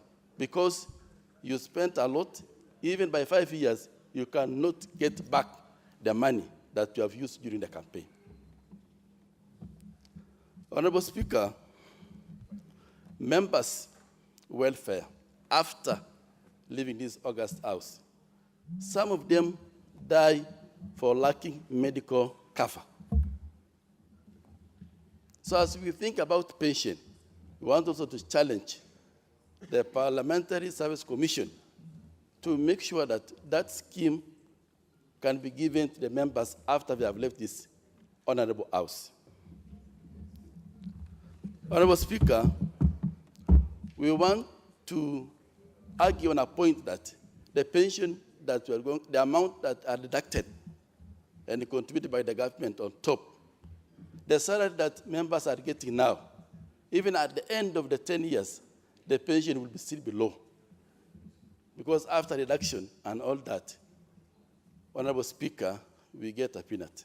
Honorable Speaker, the judgment from outside, the way the public and the media judge the members of parliament, that it's only 2 days, 3 days that we are working, is a wrong conception, Honorable Speaker. We are here in this house for 3 days. After the session, you go around to the ministers, to the offices, looking some opportunities for your people.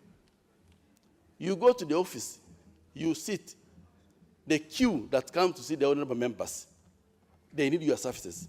So we don't judge honorable members just because of the 3 days of session. We must judge the performance of member of parliament in and outside of this house. Because if we are saying that we are only paying honorable members because of the 3 days that here, that's a wrong conception. Because we work outside this house. You look at other alternatives to help your constituency. You look other ways to improve the lives of your people. And that surface, you are working. You are called, oh, this member is sick, or that so-and-so is got in an accident, and member of parliament is ready to respond in one way or the other. So let's see how we can take the welfare of the members after this honorable house. Honorable Speaker, the issue of us, members of this honorable house, getting divided along political affiliation. Whenever we have such kind of issue, we play as a team because it affects both of us. And Honorable Speaker, we are still going back to what happened with the Serem Commission. When we came here, we got car grant, and that assisted some members who had no money to buy a car immediately. Some members who came this time, honorable members, Honorable Speaker, some of them are still using private taxis to go home. It's a shame to take a car grant from honorable members. We should stand that car grant so that whoever comes in this house, you don't get sympathy from the president the way he did to the honorable member from Meru. The president bought a car for a member because he's a junior or because he has no money. No, we are entitled to the privileges in this house. Whether you are small, whether you are big, whether you are connected or you're not connected, car grant is for everybody. So now the president has bought a car for one of us. What about the rest? What about the rest? So let's make that one a privilege for everybody, not for the taxis. So, Honorable Speaker, as I conclude, I want to say that those who have been chosen, go there, represent this house honorably. Honorably, that means you must stick on the principles of making the welfare of other members good. Don't go there, you are bribed, you are given your things, and then you leave other members to suffer. So make sure that you are there honorably, representing others. Finally, Honorable Speaker, on behalf of Turkana Central and the Turkana County, I want to take my condolences to the family of the governor of Nyeri and the people of Nyeri for losing a technocrat who was actually wanted to change the life of Nyeri people. I read his background. I read his vision for the county. I felt Nyeri people have lost a good man. For those remarks, I support. Thank you. Honorable members, you still have a few more chances before I call the mover to reply. Shall we have now Honorable Shaban, member for Taveta. Thank you, Mr. Speaker, sir. First of all, I want to say that I support this motion on the membership of the Parliamentary Pensions Management Committee. Mr. Speaker, sir, the members, Dan Wanyama, Andrew Mwadime, and Rehema Jaldesa, would do a good job in the sense that this time when we require a lot of things to be done, considering the new issues which have been put in place, and including on how our pension is being administered. Mr. Speaker, sir, I want to support that these members have got quite a bit of work to do, and they are going to do a lot of work for the 12th Parliament, and more so even for parliamentarians who've been here in the past and who are actually on a recess outside there, because it takes time. Sometimes you stay out for a while and then you come back here. Some of us have been lucky to be elected several times, but again, there comes a time when the voters would give you a break and the constituents would give you a break. And then as you wait outside there, you'd want to know what happens in your time when you're supposed to be receiving your pension and enjoying what you had contributed and what the government has contributed towards your pension scheme. Mr. Speaker, sir, pensions all over Kenya have had problems over the years and would want ours to be well streamlined because this being a lawmaker's house where the laws are made, would want to see things done properly and discussing matters concerning the welfare of members. Well, it's only that the president cannot give things quietly. Usually it will be publicized and all that. I would want to just ask these members, once we have approved this, and I know we are approving it, they should immediately swing into action and sit down and look at the welfare of members and make sure that this pension is administered accordingly and members are not going to suffer outside there unnecessarily. Mr. Speaker, sir, I beg to support. Should we have Honorable Mutunga Kanyuithia, Tigania West? Thank you, Mr. Speaker, for the opportunity to contribute to this motion. Mr. Speaker, before I support this motion, because that's what I've stood here to do, I would like to, first of all, condole with the family, friends, and the people of Nyeri for the loss of their governor, who is really a very prominent Kenyan who died yesterday. And Mr. Speaker, I would also like to join the other members of parliament, as well as the people of Meru, to also condole with the family of the late Honorable Bijiwe, who is really an icon in development within the Meru region.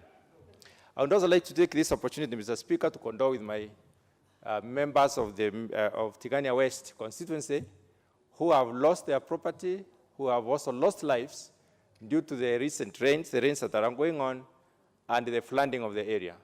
Mr. Speaker, I would also like to say at this point in time that as a constituency, we are experiencing difficulties in reaching out or accessing support from the government, and we would like to know exactly why we should have such difficulties, even from the NGOs like Red Cross, who have been supporting other people in other areas. I'm wondering whether Tigania West is not in Kenya, or whether we are not supposed to be regarded or supported like the other Kenyans.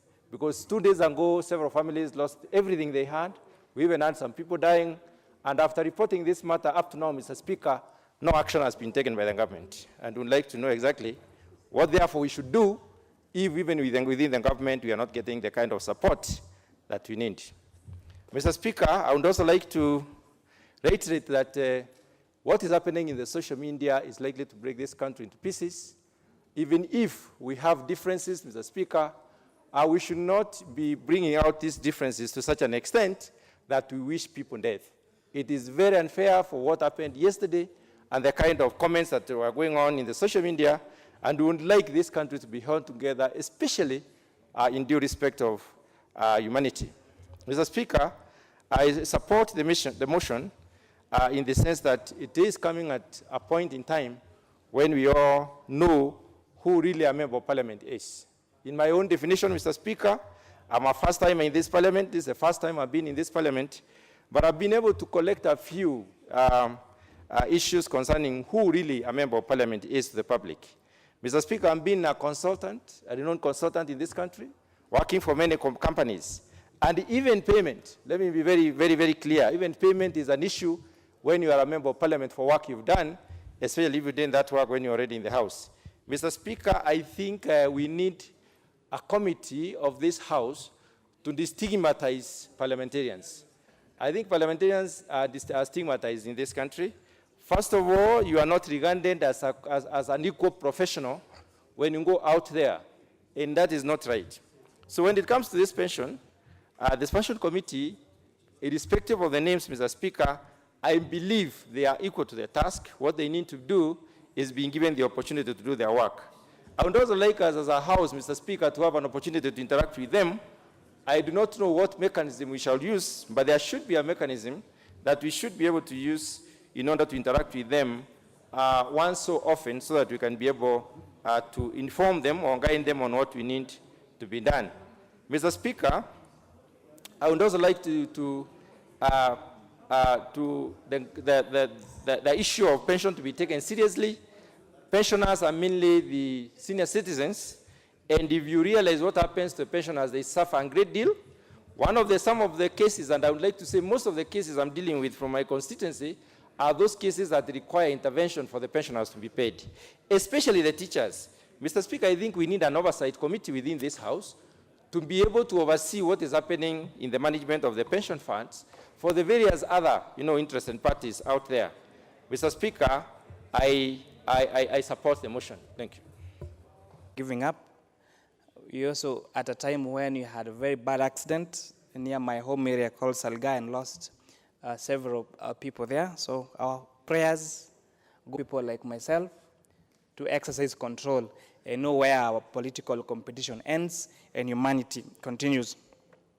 To this debate, of course, I also ask our government agencies to put an eye on this permanent eyewitness who is in every bad thing that's happening in this country. We should know who is and what his interest is. On to the debate on the selection committee. I'm particularly impressed because the 3 members that have been nominated to the committee, in addition to taking consideration of the gender, I'm happy that there is a new member of parliament, Honorable Rehema. And when many of us are talking about many of members of parliament not getting a second term and all that, could it be maybe because this assembly does not invest in young legislators, first-time MPs that join the House?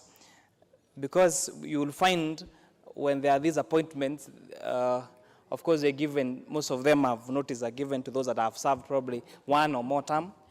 And we need to be given a chance also to serve this House. So I'm particularly impressed about Honorable Rehema being a new member of parliament, giving a chance to serve. A lot has been said about matters of pension, and I would agree. That time to get, when you retire, it's a time to chase your passion and not chase your pension. So this committee should make sure that these honorable members have had a decent pension given to them on time. As an accountant and economist, I believe in time value of money. If you give me money in December that I was supposed to get in August, there's so much that I would have foregone. And so it's very important that the committee expedites the process and makes sure that this pension is not just paid, but most importantly paid on time. And this is also relate to also all the privileges that you're talking about.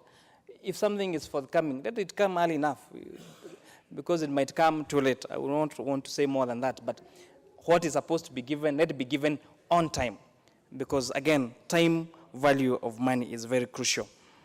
About access to pension when someone is hit 45 years of age, some of us are joining parliament before we even hit 30.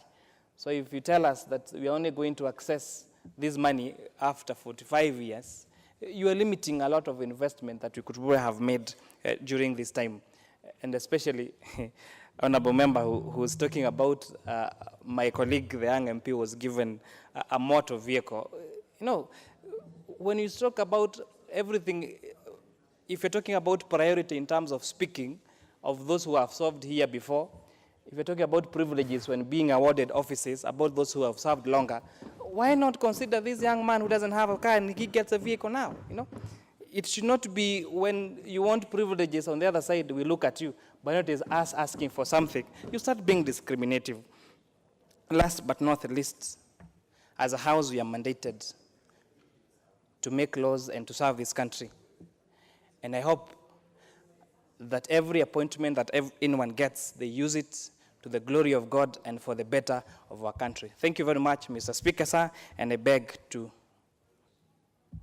support this. Very well. Shall we have now Honorable Duare Dahil, member for Dadaab?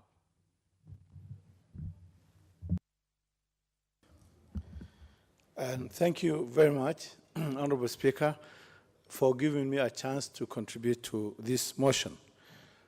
But before I do so, I want to first of all condole with the family of Honorable Wahome Gakuru, the Nyeri governor, who passed on yesterday in the tragic road accident. We condole with the people of Nyeri, and I do this on my own behalf and on behalf of the people of Dadaab and also the people of Garissa County. And on the issue of this motion, I want to say that from the outset, I support this motion. I know personally Honorable Dan Wanyama, Rehema Jilo, and Mwadime, Honorable Mwadime. And I know that the three members of parliament will do a good job. But let me say this, that to be a member of parliament is a public calling. And always I say that the way I see the work of a parliamentarian is much wider than what is actually stated as our role in the Constitution. That is representation, oversight, and legislation. The reason why I say this is that members of parliament, their work, everything in a constituency is actually a work, from funerals, weddings, and everything. And when people actually, in a process of election, lose their seat, many members are reduced to paupers. Literally, they're reduced to paupers. And I say this because I've seen members of parliament who are really desperate. Sometimes they don't have medical cover. They have spent their lifetime saving, trying to get the seat, doing a public call. But the moment they lose seat, then they are forgotten. I want to say that the pension scheme, the members who are appointed, they should actually swing into action immediately and start their work so that those who don't come back to this house for whatever reason, or those who may have lost their lives because of illness or others, their benefits should be given without delay. And the second thing I want to say is that, as has been said by previous speakers, many members of parliament, some of them even young, once you are a member of parliament, it's difficult to get employment if you lose your seat. And so it is important that because of the nature of work we do for the 5 years, it's a public calling, it's very intensive, I believe that they should actually be given pension. The amount of money given as gratuity is very, very small. And today, as parliamentarians, I'm sure members of parliament today, even for those who are new, one thing you will come to realize is that to do your work as a parliamentarian for these 5 years will be very, very difficult. What the Salary Remuneration Commission, with inflation right now, you know that if you go and look for a four-wheel drive vehicle in the market, the cheapest you will find, they range between 7 to 8 to 10 million. Even the money of the amount of 5 million is far from, and even that is now being disputed.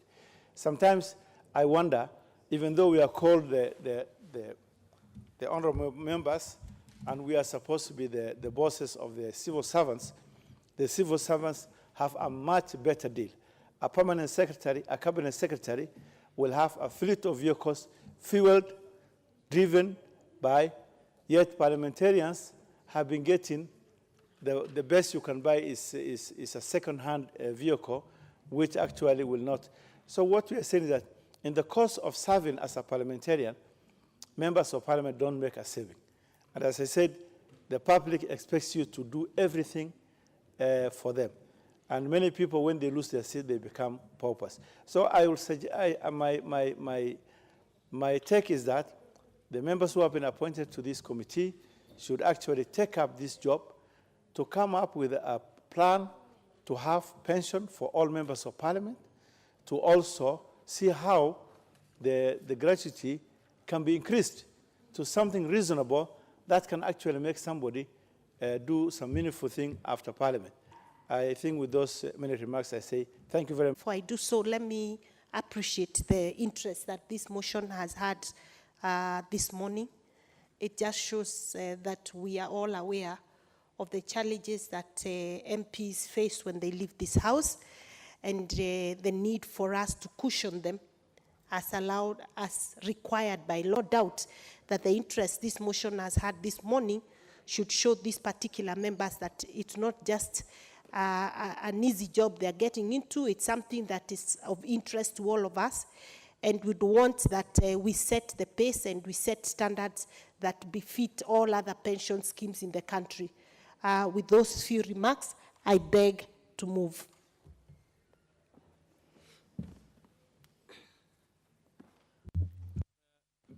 Very well. The question will be put in subsequent time. I shall now direct that we get to the next order. Order number 10, motion, adoption of sessional paper number 6 of 2016 on the National Urban Development Policy. Yes, Honorable Barida. Thank you, Mr. Speaker. Mr. Speaker, I rise to move that this House adopt sessional paper number 6 of 2016 on the National Urban Development Policy, laid on the table of the House on Wednesday, October 11th, 2017. Mr. Speaker, Kenya is rapidly urbanizing, with over a third of its population residing in urban areas. The devolved system of governance and the establishment of county headquarters has also triggered increased urbanization. The anticipated demographic, social, and economic changes brought about by devolution and rapid urbanization called for a national urban development policy.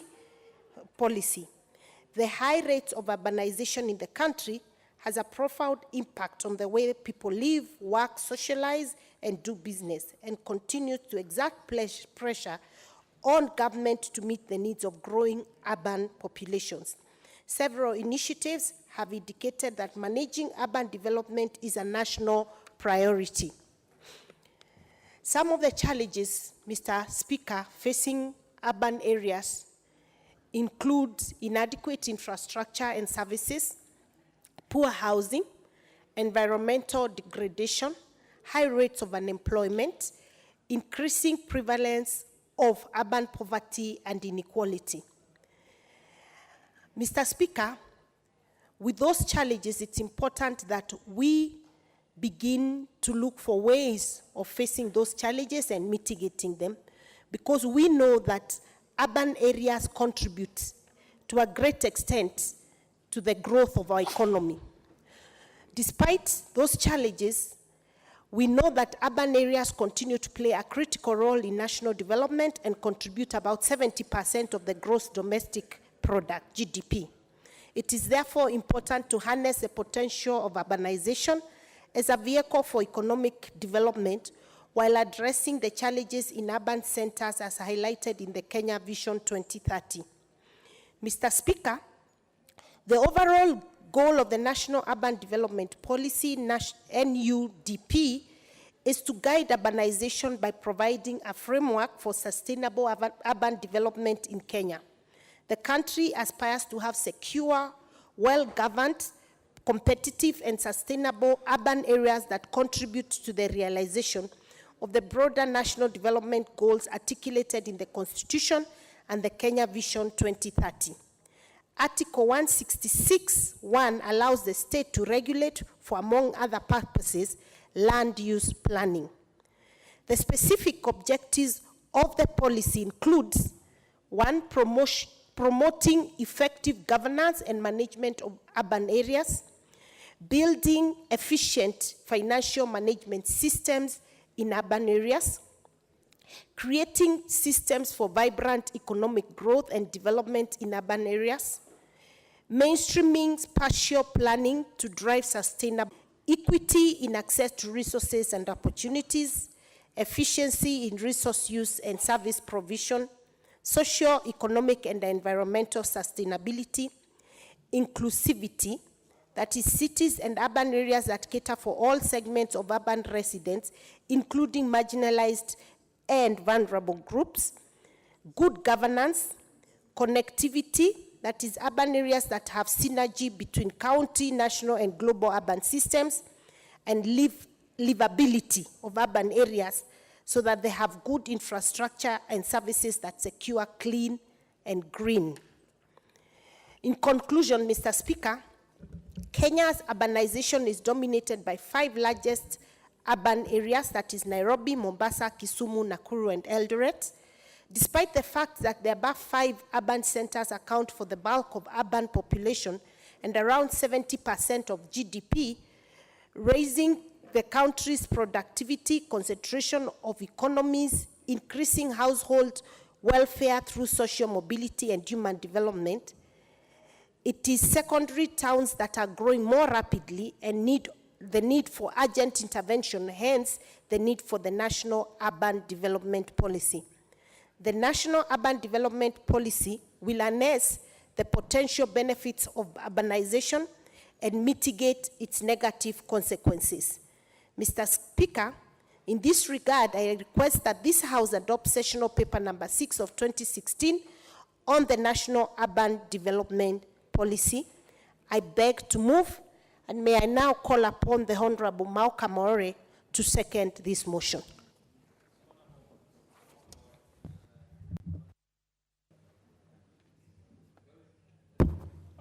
Okay, thank you, Mr. Speaker. Thank you. I wish to second this motion and state that in the outset, this is a very important policy paper ever to come to this National Assembly. And note that if we have nearly a third of our population today that live in urban areas, by the year 2030, that's where we are focusing on all our development, or a majority of our population will not be living in the rural areas. And I know that, Mr. Speaker, urbanization has been the citadel of civilizations all over the world. But here, in about 30 years ago, we started focusing on rural development. And in the rural development, Mr. Speaker, you will find the emphasis is on clusters of wherever people are to get all the amenities you'd get in an urban area, which is okay. But in our land tenure system, we do not have enough land. Or the arable land should have been actually depopulated so that we do have enough people or enough land to feed the urban population. They don't need the food, they don't need the housing, they don't need the water. All these infrastructures, Mr. Speaker, we are inviting the government planners to harmonize with our new county system so that, Mr. Speaker, we do have proper planning. People in other countries, Mr. Speaker, when they die, they are buried in a public cemetery, mostly in an urban center where you can be able to protect the graves or the graveyards. But, Mr. Speaker, here we have a culture whereby people get buried everywhere. In every farm is a graveyard, which is wrong. But since it's our culture, for now we live by it. But as we move on into urbanization, Mr. Speaker, you will realize we need a new way of life. We need a new culture. We need a new way of thinking. So, Mr. Speaker, I do want to ask this House to be part of that history. To be in a transitory mood is wrong. Because, Mr. Speaker, you find many of the planners of Nairobi, they always think about their home area. They don't think they'll live here. But you find many of them spend 80% of their lifetime and lifestyle and the time in Nairobi. We need ambulance lanes. We need matatus to be phased out so that we can have a mass transit system. That's how you can move that 1 million people. Mr. Speaker, with those words, I beg to support this motion. Thank you.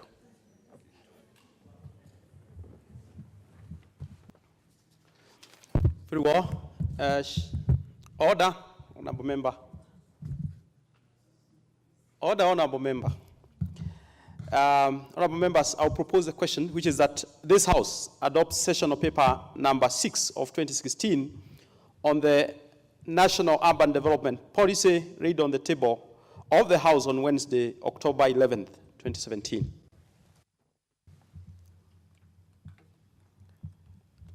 Shall we have Honorable Oudo Ojiambo, member from Funyura? Mr. Speaker, sir, thank you for this opportunity to contribute to this adoption motion. Indeed, urbanization, as many have said, is the precursor for development. No country in this world has developed without urbanization. And I think the policy on urban development is critical because urbanization goes hand in hand with development. Even though urbanization as a concept is a much wider concept as opposed to mere development. Indeed, when you look at the demographic statistics in this country, there has been rapid urbanization and is bound to continue. With the dwindling fortunes and opportunities in the rural areas, it is obvious most young people will harbor the need to come to urban areas so that they exploit the opportunities. I hope this policy will enable us to address the challenges we have had in the primate and secondary urban centers in this country. I also hope that in the fullness of time, we will start a deliberate process of decentralization so that we minimize the pressure we have placed on primate cities, that is Nairobi, Mombasa, Nakuru, Kisumu, and Eldoret, so that the facilities that are available in these cities can as well be available in these smaller cities to enable those young people seeking urban life to live in those urban areas. Of course, we have challenges, and I do believe the managers in charge of urban management should be in a position to manage these issues. Mr. Speaker, sir, the issue of slums in urban areas is a worrying trend. For many years, we have implemented programs that have been aimed at reducing slums, but we seem not to be able to have solved the problem. You normally see whenever there's political instability, many of the young people who participate in these activities generally come in these low-cost areas, indicating that there seems to have been a forgotten lot. Many governments in this country, be it national and county governments, does not seem to place a lot of premium on the welfare of the poor people or the low-income people. I suppose that there must be deliberate engagement with the people in charge to make sure that we address the issue of infrastructure, we address the issue of employment, we address the issue of access to social services to all parts of urban areas. With those few remarks, Mr. Speaker, sir, I beg to support the adoption of the motion.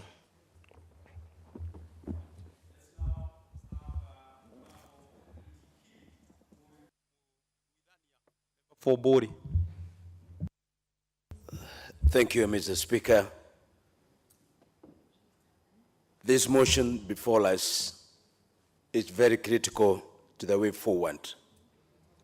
Mr. Speaker, we find the national government, due to the droughts that has affected and due to maybe loss of livestock as a result of drought and other catastrophes, and all of a sudden there are mass movement of people from the pastoral areas to the urban centers.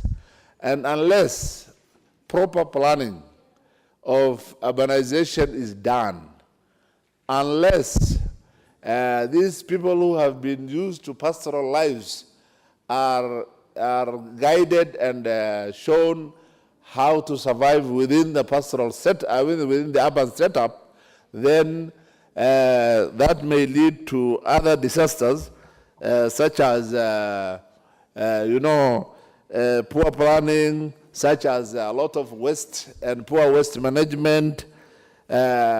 People come and settle those open areas along or within the urban centers without regardless of looking at where the roads will be, where service lines will be. And even if in the case of a situation whereby maybe there is a fire somewhere, even if there is a fire brigade system in the urban center, to reach those areas becomes quite impossible. And therefore, it cannot be salvaged at all.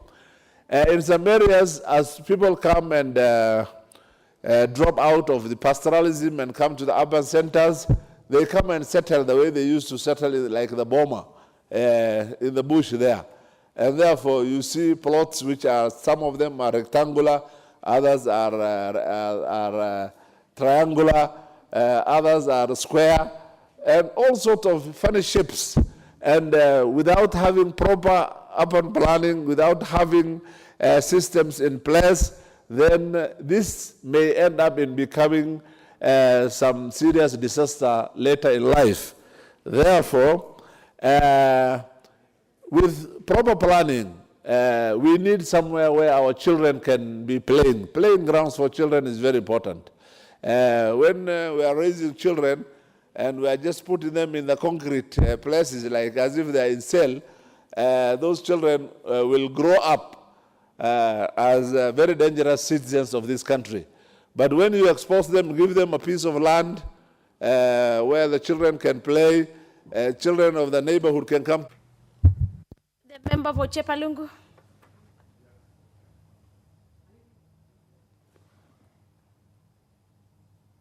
Member for Taveta constituency. Asante sana Mheshimiwa Spika.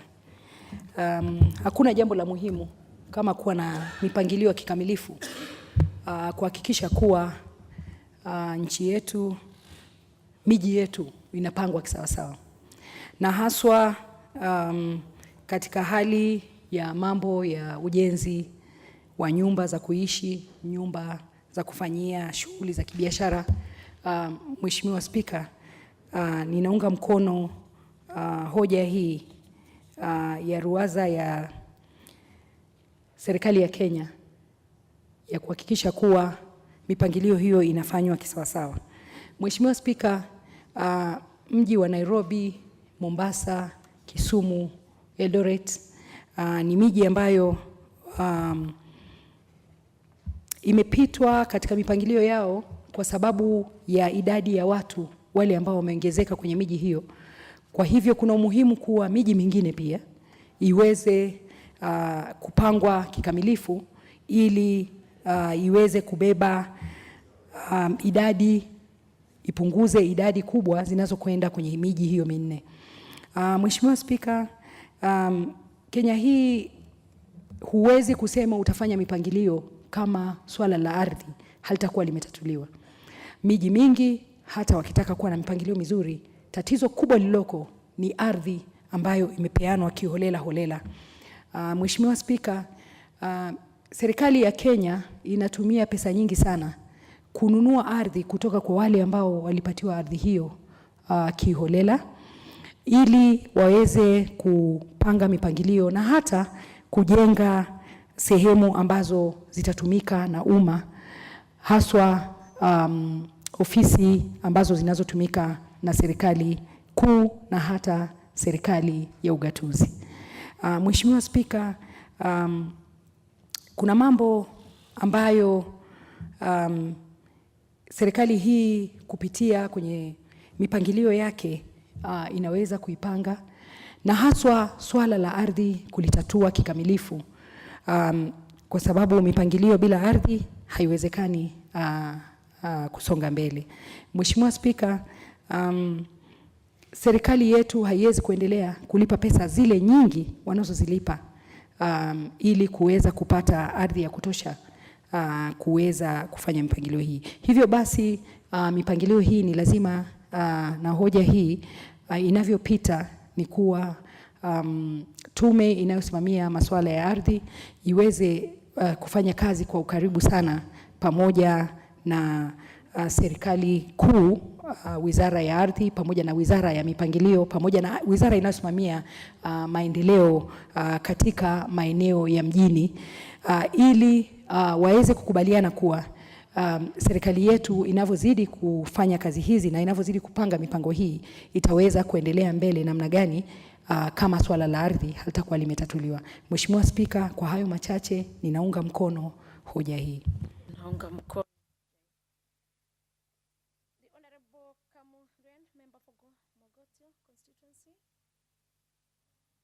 Thank you very much, Madam Speaker. First, I'd like to join my colleagues in sending my condolences to the people of Nyeri and the family of Dr. Kakuru to the unfortunate accident which led to his death.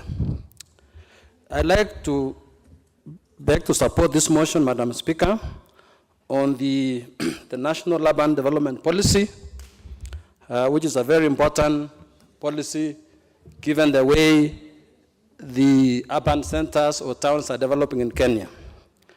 We note that in many centers, there is quite a hazard construction of housing, acquisition of plots without following the proper planning.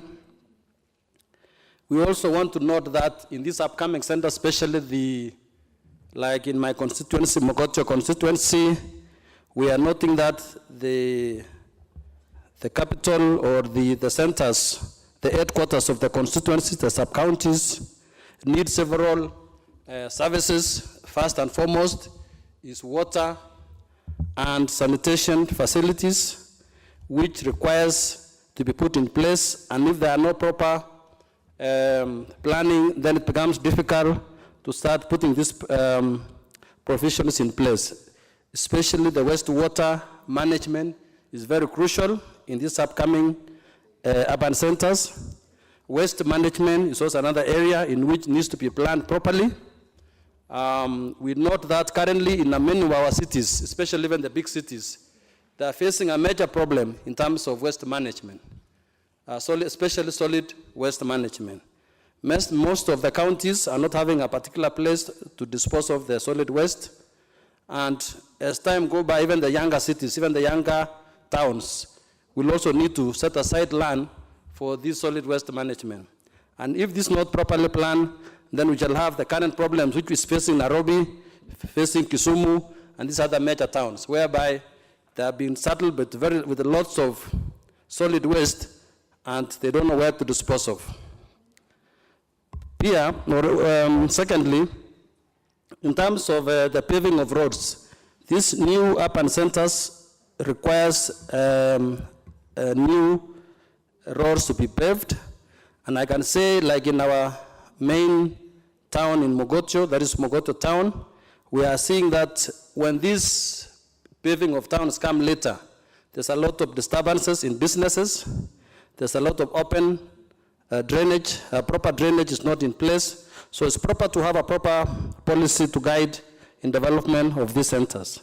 ICT infrastructure is also one of the crucial areas which we need to plan, because as we move on, we expect most of the services to be provided online, and we see a lot of wireless services being provided. And if these are not incorporated in proper development policy planning of towns, then we get a problem. So, Madam Speaker, I'd like to agree with this motion. That is a very important motion at this particular time, and I beg to second. Thank you. Let us have the member for Masinga constituency, the Honorable Mwaleo Bidi. Thank you, Madam Speaker, for giving me this chance to express my condolences. First of all, to the people of Nyeri County for the loss of their governor, and also for the Meru, former member of parliament and a minister who passed on last week. I would like to support this motion adopt this session of paper.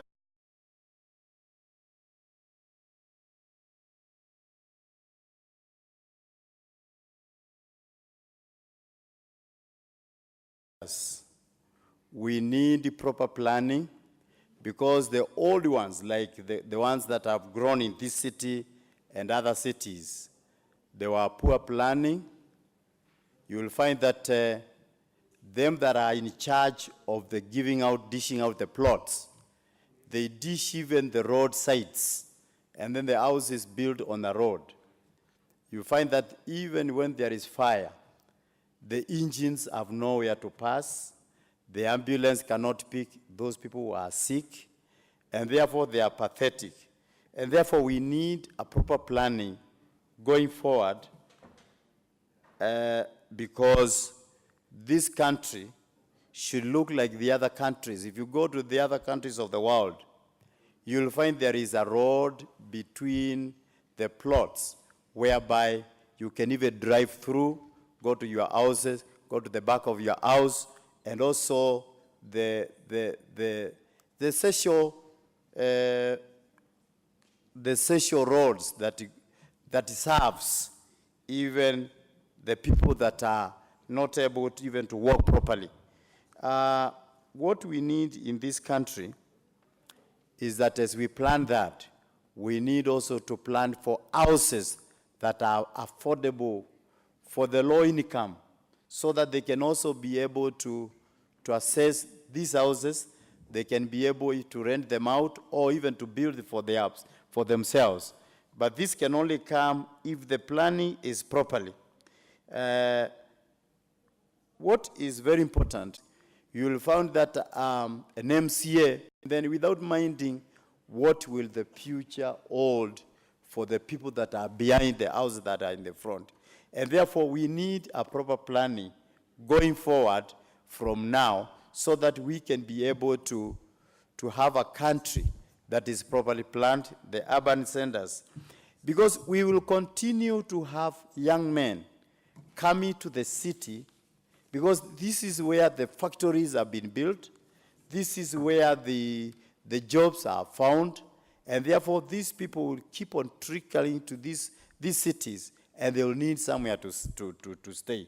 And therefore we need proper planning, because the population will keep on growing day out, and so the government needs to look into this. And also, when we put this into place, that it should be protected, the law should be enforced, because sometimes it is not enforced. Like in one of the places in my area, somebody just put a house where the road was passing. You cannot even access the school that is behind the town. And therefore, the policy, the people that enforce the policies should also be ready to enforce them. And therefore, Madam Speaker, I support. Thank you so much. You support the member for Mossop? The Honorable Tuwei Kurui.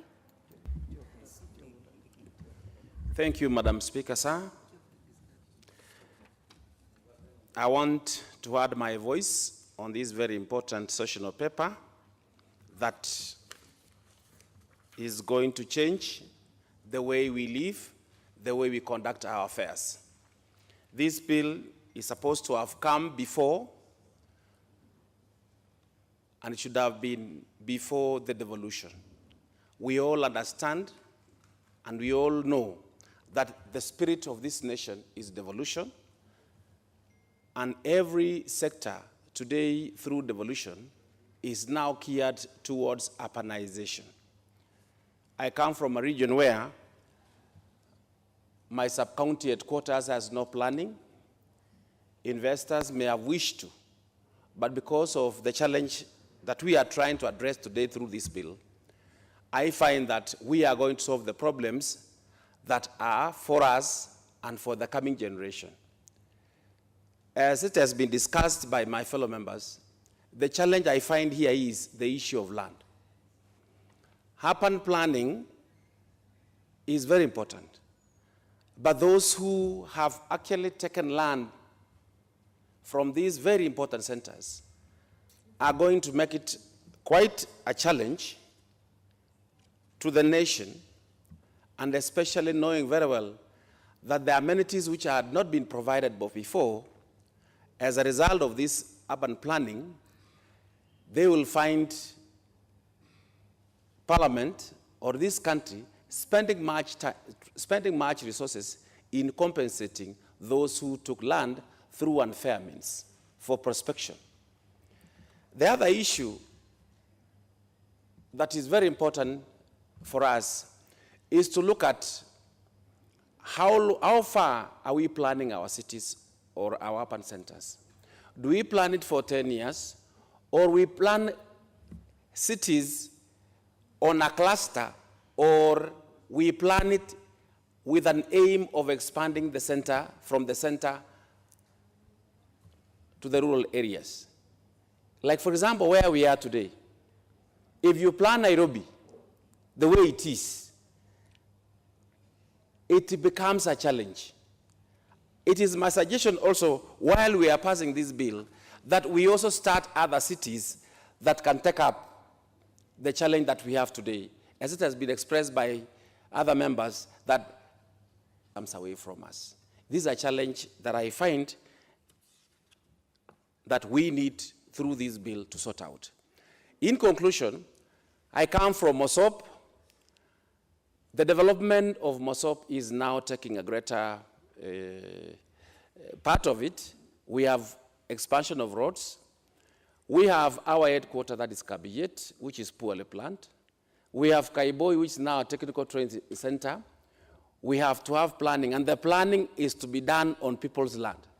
So I find that as we move along, we must provide resources for this sector to move very fast, and also try to have city and urban planners to be taken for benchmarking in other countries. Because so far, we have very few physical planners in this country, and we need to do this, and we need also to change the curriculum of our education in order to enable many professionals to undertake physical planning as a course. And we also try to look at countries like China, where they have the highest population and they have the best planning, that today they don't have challenges as we do have in this country. For those few remarks, Madam Speaker, I say I concur and I support this motion.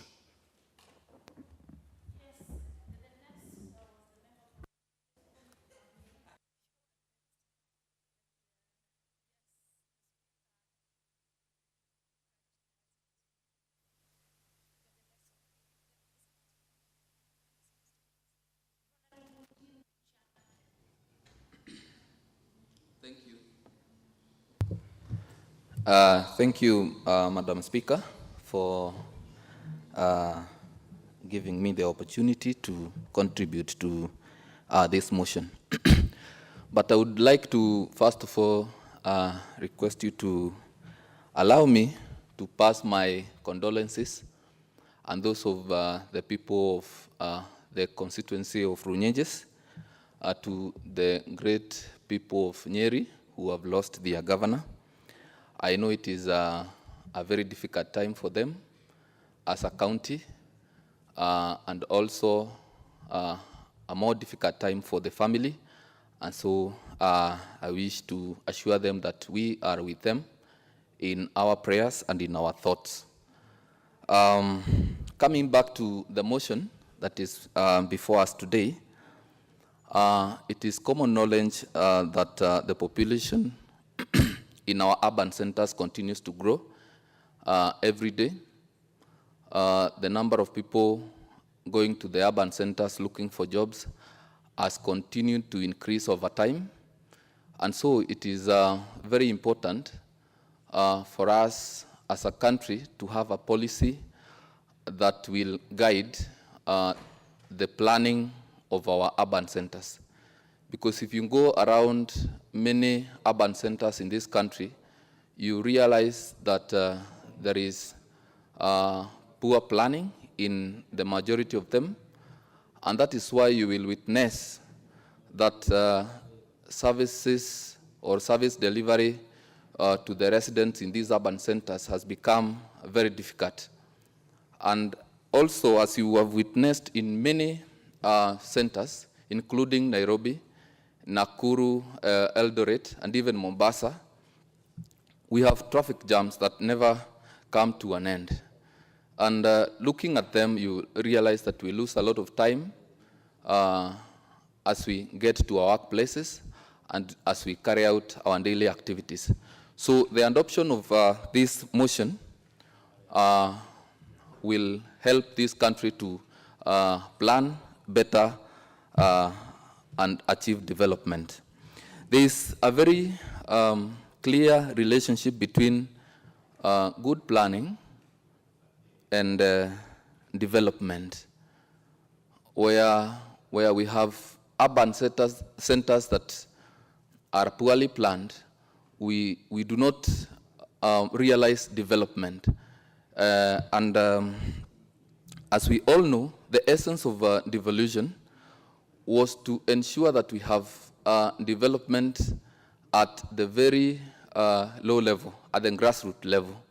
And so I find it very important for us to support this motion so that also county governments can be proactive in ensuring that their counties are properly planned so as to attract development and so as to create even more jobs to the many youths that are looking for jobs. Then finally, the implementation of this policy is as important as its adoption, because it is one thing to adopt it here in Parliament, but it is another thing to implement it. And so I would wish to appeal to the people who will be in charge of implementing it to do it well so as to ensure that it falls into place. So thank you, Madam Speaker, for the opportunity, and I support.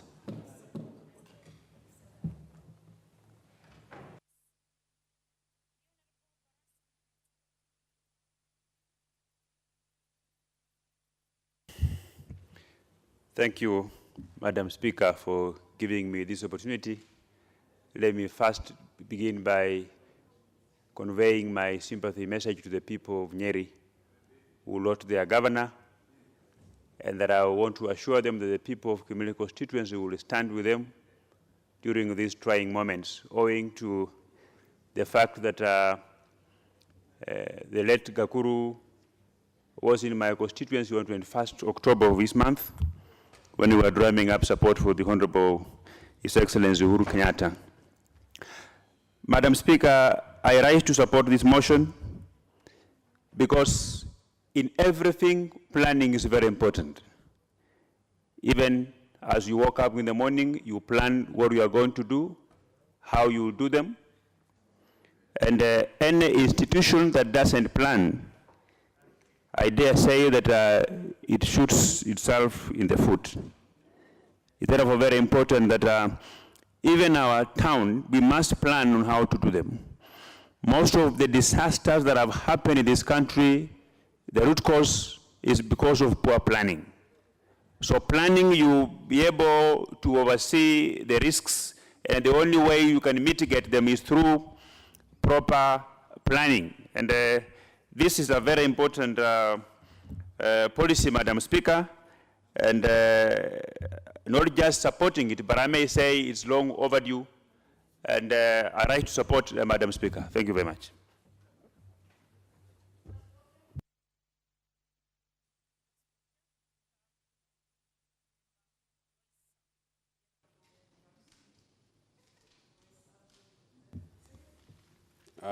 Thank you very much, Madam Speaker, for allowing me this opportunity to support this very important motion of adopting the sessional paper number 6 of 2016 in regard to the national urban development. In my contribution, Madam Speaker, I want to limit my discussion to 3 important items about development, urban development. And the one is land tenure. You know, Madam Speaker, in a constituency like ours, Loisabu, we have very many informal settlements. We have Maroroi informal settlement, Jadaine, Soweto, and Kamae. We don't have title deeds in any of those surroundings. That the Ministry of Lands, together with the National Land Commission, urgently ensures that our informal settlement residents have been issued with title deeds so that they can be able to access loans, they can be able to use those titles as collaterals in order for them to develop their residences. I want to emphasize that some of the problems we have in the informal settlements, like crime, poverty, are directly related to the lack of collaterals, to the lack of title deeds. So it is very important that the Ministry of Lands works together with the Ministry of Lands and Housing to ensure that we have title deeds. Madam Speaker, my other issue concerns the preservation of public utilities, properties like school, playing fields, and spaces for building hospitals.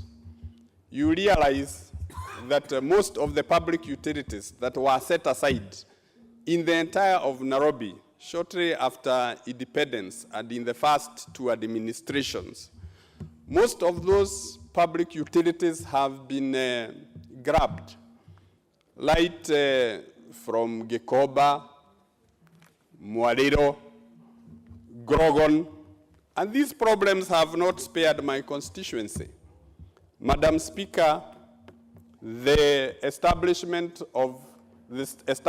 and development of Thika Superhighway displaced about 10,000 hawkers who have now converged in centers like Loisabu and Githurai. And you'll find that on any single day, there is a gridlock of traffic jams on those junctions. I'm appealing to this department, together with our Nairobi governor, to work hand in hand to make sure they make compulsory acquisition of land to establish markets in Githurai, in Kahawa, and in Kewaja. This goes hand in hand with the creation of bus parks and spaces for recreation of our pupils. With those few remarks, Madam Speaker, I beg to support. You beg to support. I therefore now call upon the member representing the people of Laikipia West, as they be the speaker, but now you are representing the people of Laikipia West. Yes, the Honorable Mairiro Kariuki. Very well. Thank you very much, Madam Speaker, for this opportunity. I want to add my voice on this very, very important instrument, session of paper that we are considering today. As a matter of fact, when we got independence as Kenya, 80% of Kenyan population were living in urban areas. Right now, in 2015, over 40% of Kenyans were living in urban areas. In 2030, it is projected that half of Kenyans would actually be living in urban areas. Now, 70% of the GDP, the Kenyan GDP, actually is generated within the urban areas. So this session of paper, and indeed some of the proposal I saw, an amendment to the Urban and Cities Act, is extremely, extremely critical. And Madam Speaker, when you're talking about the urban areas, it is not just the governance, it's not just the committees that will manage our urban areas. I tend to see the urban areas, the urban areas development plan beyond governance. It is how our urban areas are governed. It is how our urban areas are secured. It is about infrastructure in our urban areas. It's about water in our urban areas. It's about the contribution of the urban areas to the economy. If you go to Laikipia, for example, Nyahururu town and Nanyuki town contributes to 70% of revenue generated in Laikipia. Nyahururu itself, and when you talk about a town like Nyahururu, it speaks to about the market of the tomatoes, of the maize, of the beans that is being grown in the rural areas. So it's about the market of the products of our people. And so, Madam Speaker, this is a very critical instrument. And I would like to plead with the county government especially to have a very purposeful collaboration and partnership with the national government in the areas of urban development, so that the urban areas can grow and there can be a solid nexus, a solid connection, a solid partnership between the national government and county governments, so that then we can grow our urban areas. But I'll also be looking forward to the Urban and Cities Act, and particularly the amendments that will be proposed. I saw the cabinet, I think sometimes back, 1 or 2 months ago, did consider and will be proposing, I saw in the media, will be proposing an amendment to the Urban and Cities Act. And Madam Speaker, because I see there is no time, I support. Support, thank you. You support, thank you. Honourable members, 5 minutes to 1. The mover is to reply. It's now actually even 4 minutes to 1. At my own discretion, that was, I'll have to 1 more minute. And so Honorable Cecily Barire, you're ready? Members, I know I have a lot of requests, 5 of them. I know some of you have been even the Minister of Planning, like Honorable Muliungi before, Honorable Member for Kiharo, you're ready, Honorable Member for Mwingi Sendo, you're ready to contribute, and Baringo Member. Madam Speaker, how much time do I have? Honorable Cecily Barira, you have 5 minutes. Actually, 1 minute at my own discretion. Can I donate 2 minutes to Member for Kiharu? Yes, you can donate. Okay, Member for Kiharu, you have 2 minutes. Because the debate is mature. 2 minutes for Member of Kiharu. Thank you very much, Madam Speaker. And I want to take my first few seconds to send my condolences to our neighbors, the people of Nyeri, for losing their governor, who is was my personal friend. At this time of grief, we can only pray that God gives them enough peace so that they can move on. But Madam Speaker, even as we discuss about the policy we are discussing today, I rise to support and with some few points. First of all, when we talk about urbanization and when we talk about town management, the issue of service and security comes first. And Madam Speaker, we realize that by virtue of cities and towns being densely populated, the per capita cost of offering services is always quite low. And therefore my take would be, because we have so many people living in so small pieces of land, especially within our towns, the issue of infrastructure is an issue we should give a lot of preeminence. And Madam Speaker, I've been looking at the way we grow as a nation, and especially infrastructure-wise.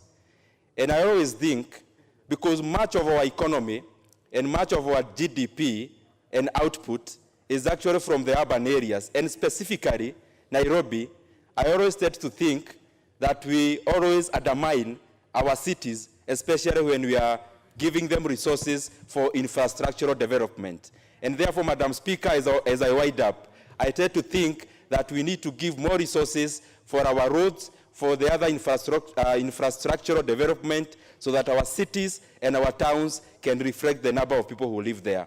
With those few remarks, Madam Speaker, I support. This is a House of Rules procedures. The time you have 2 minutes, actually. Thank you, Madam Speaker. Madam Speaker, I want to say that I'm really impressed by the kind of interest that this particular motion has elicited in this particular house this morning. And clearly, many more members would have wanted to participate in it. But due to time constraint, I think we are going to close the debate. And so I want to thank all the members that have contributed to this important motion, and say that really it is time for us to have an urban, national urban development operation, Madam Speaker, and see better cities going forward. With those few remarks, I move. You move. The reply. Honourable members, I'm not in a position to put the question to the motion on adoption of sessional paper number 6 of 2016 on the National Urban Development Policy, and so I do order that the question to this we put the next time as will be appropriated by the House business. And so, honourable members, the time being 1:01 p.m. This House stands until the Wednesday, 8th November 17th at 2:30 p.m. I thank you all.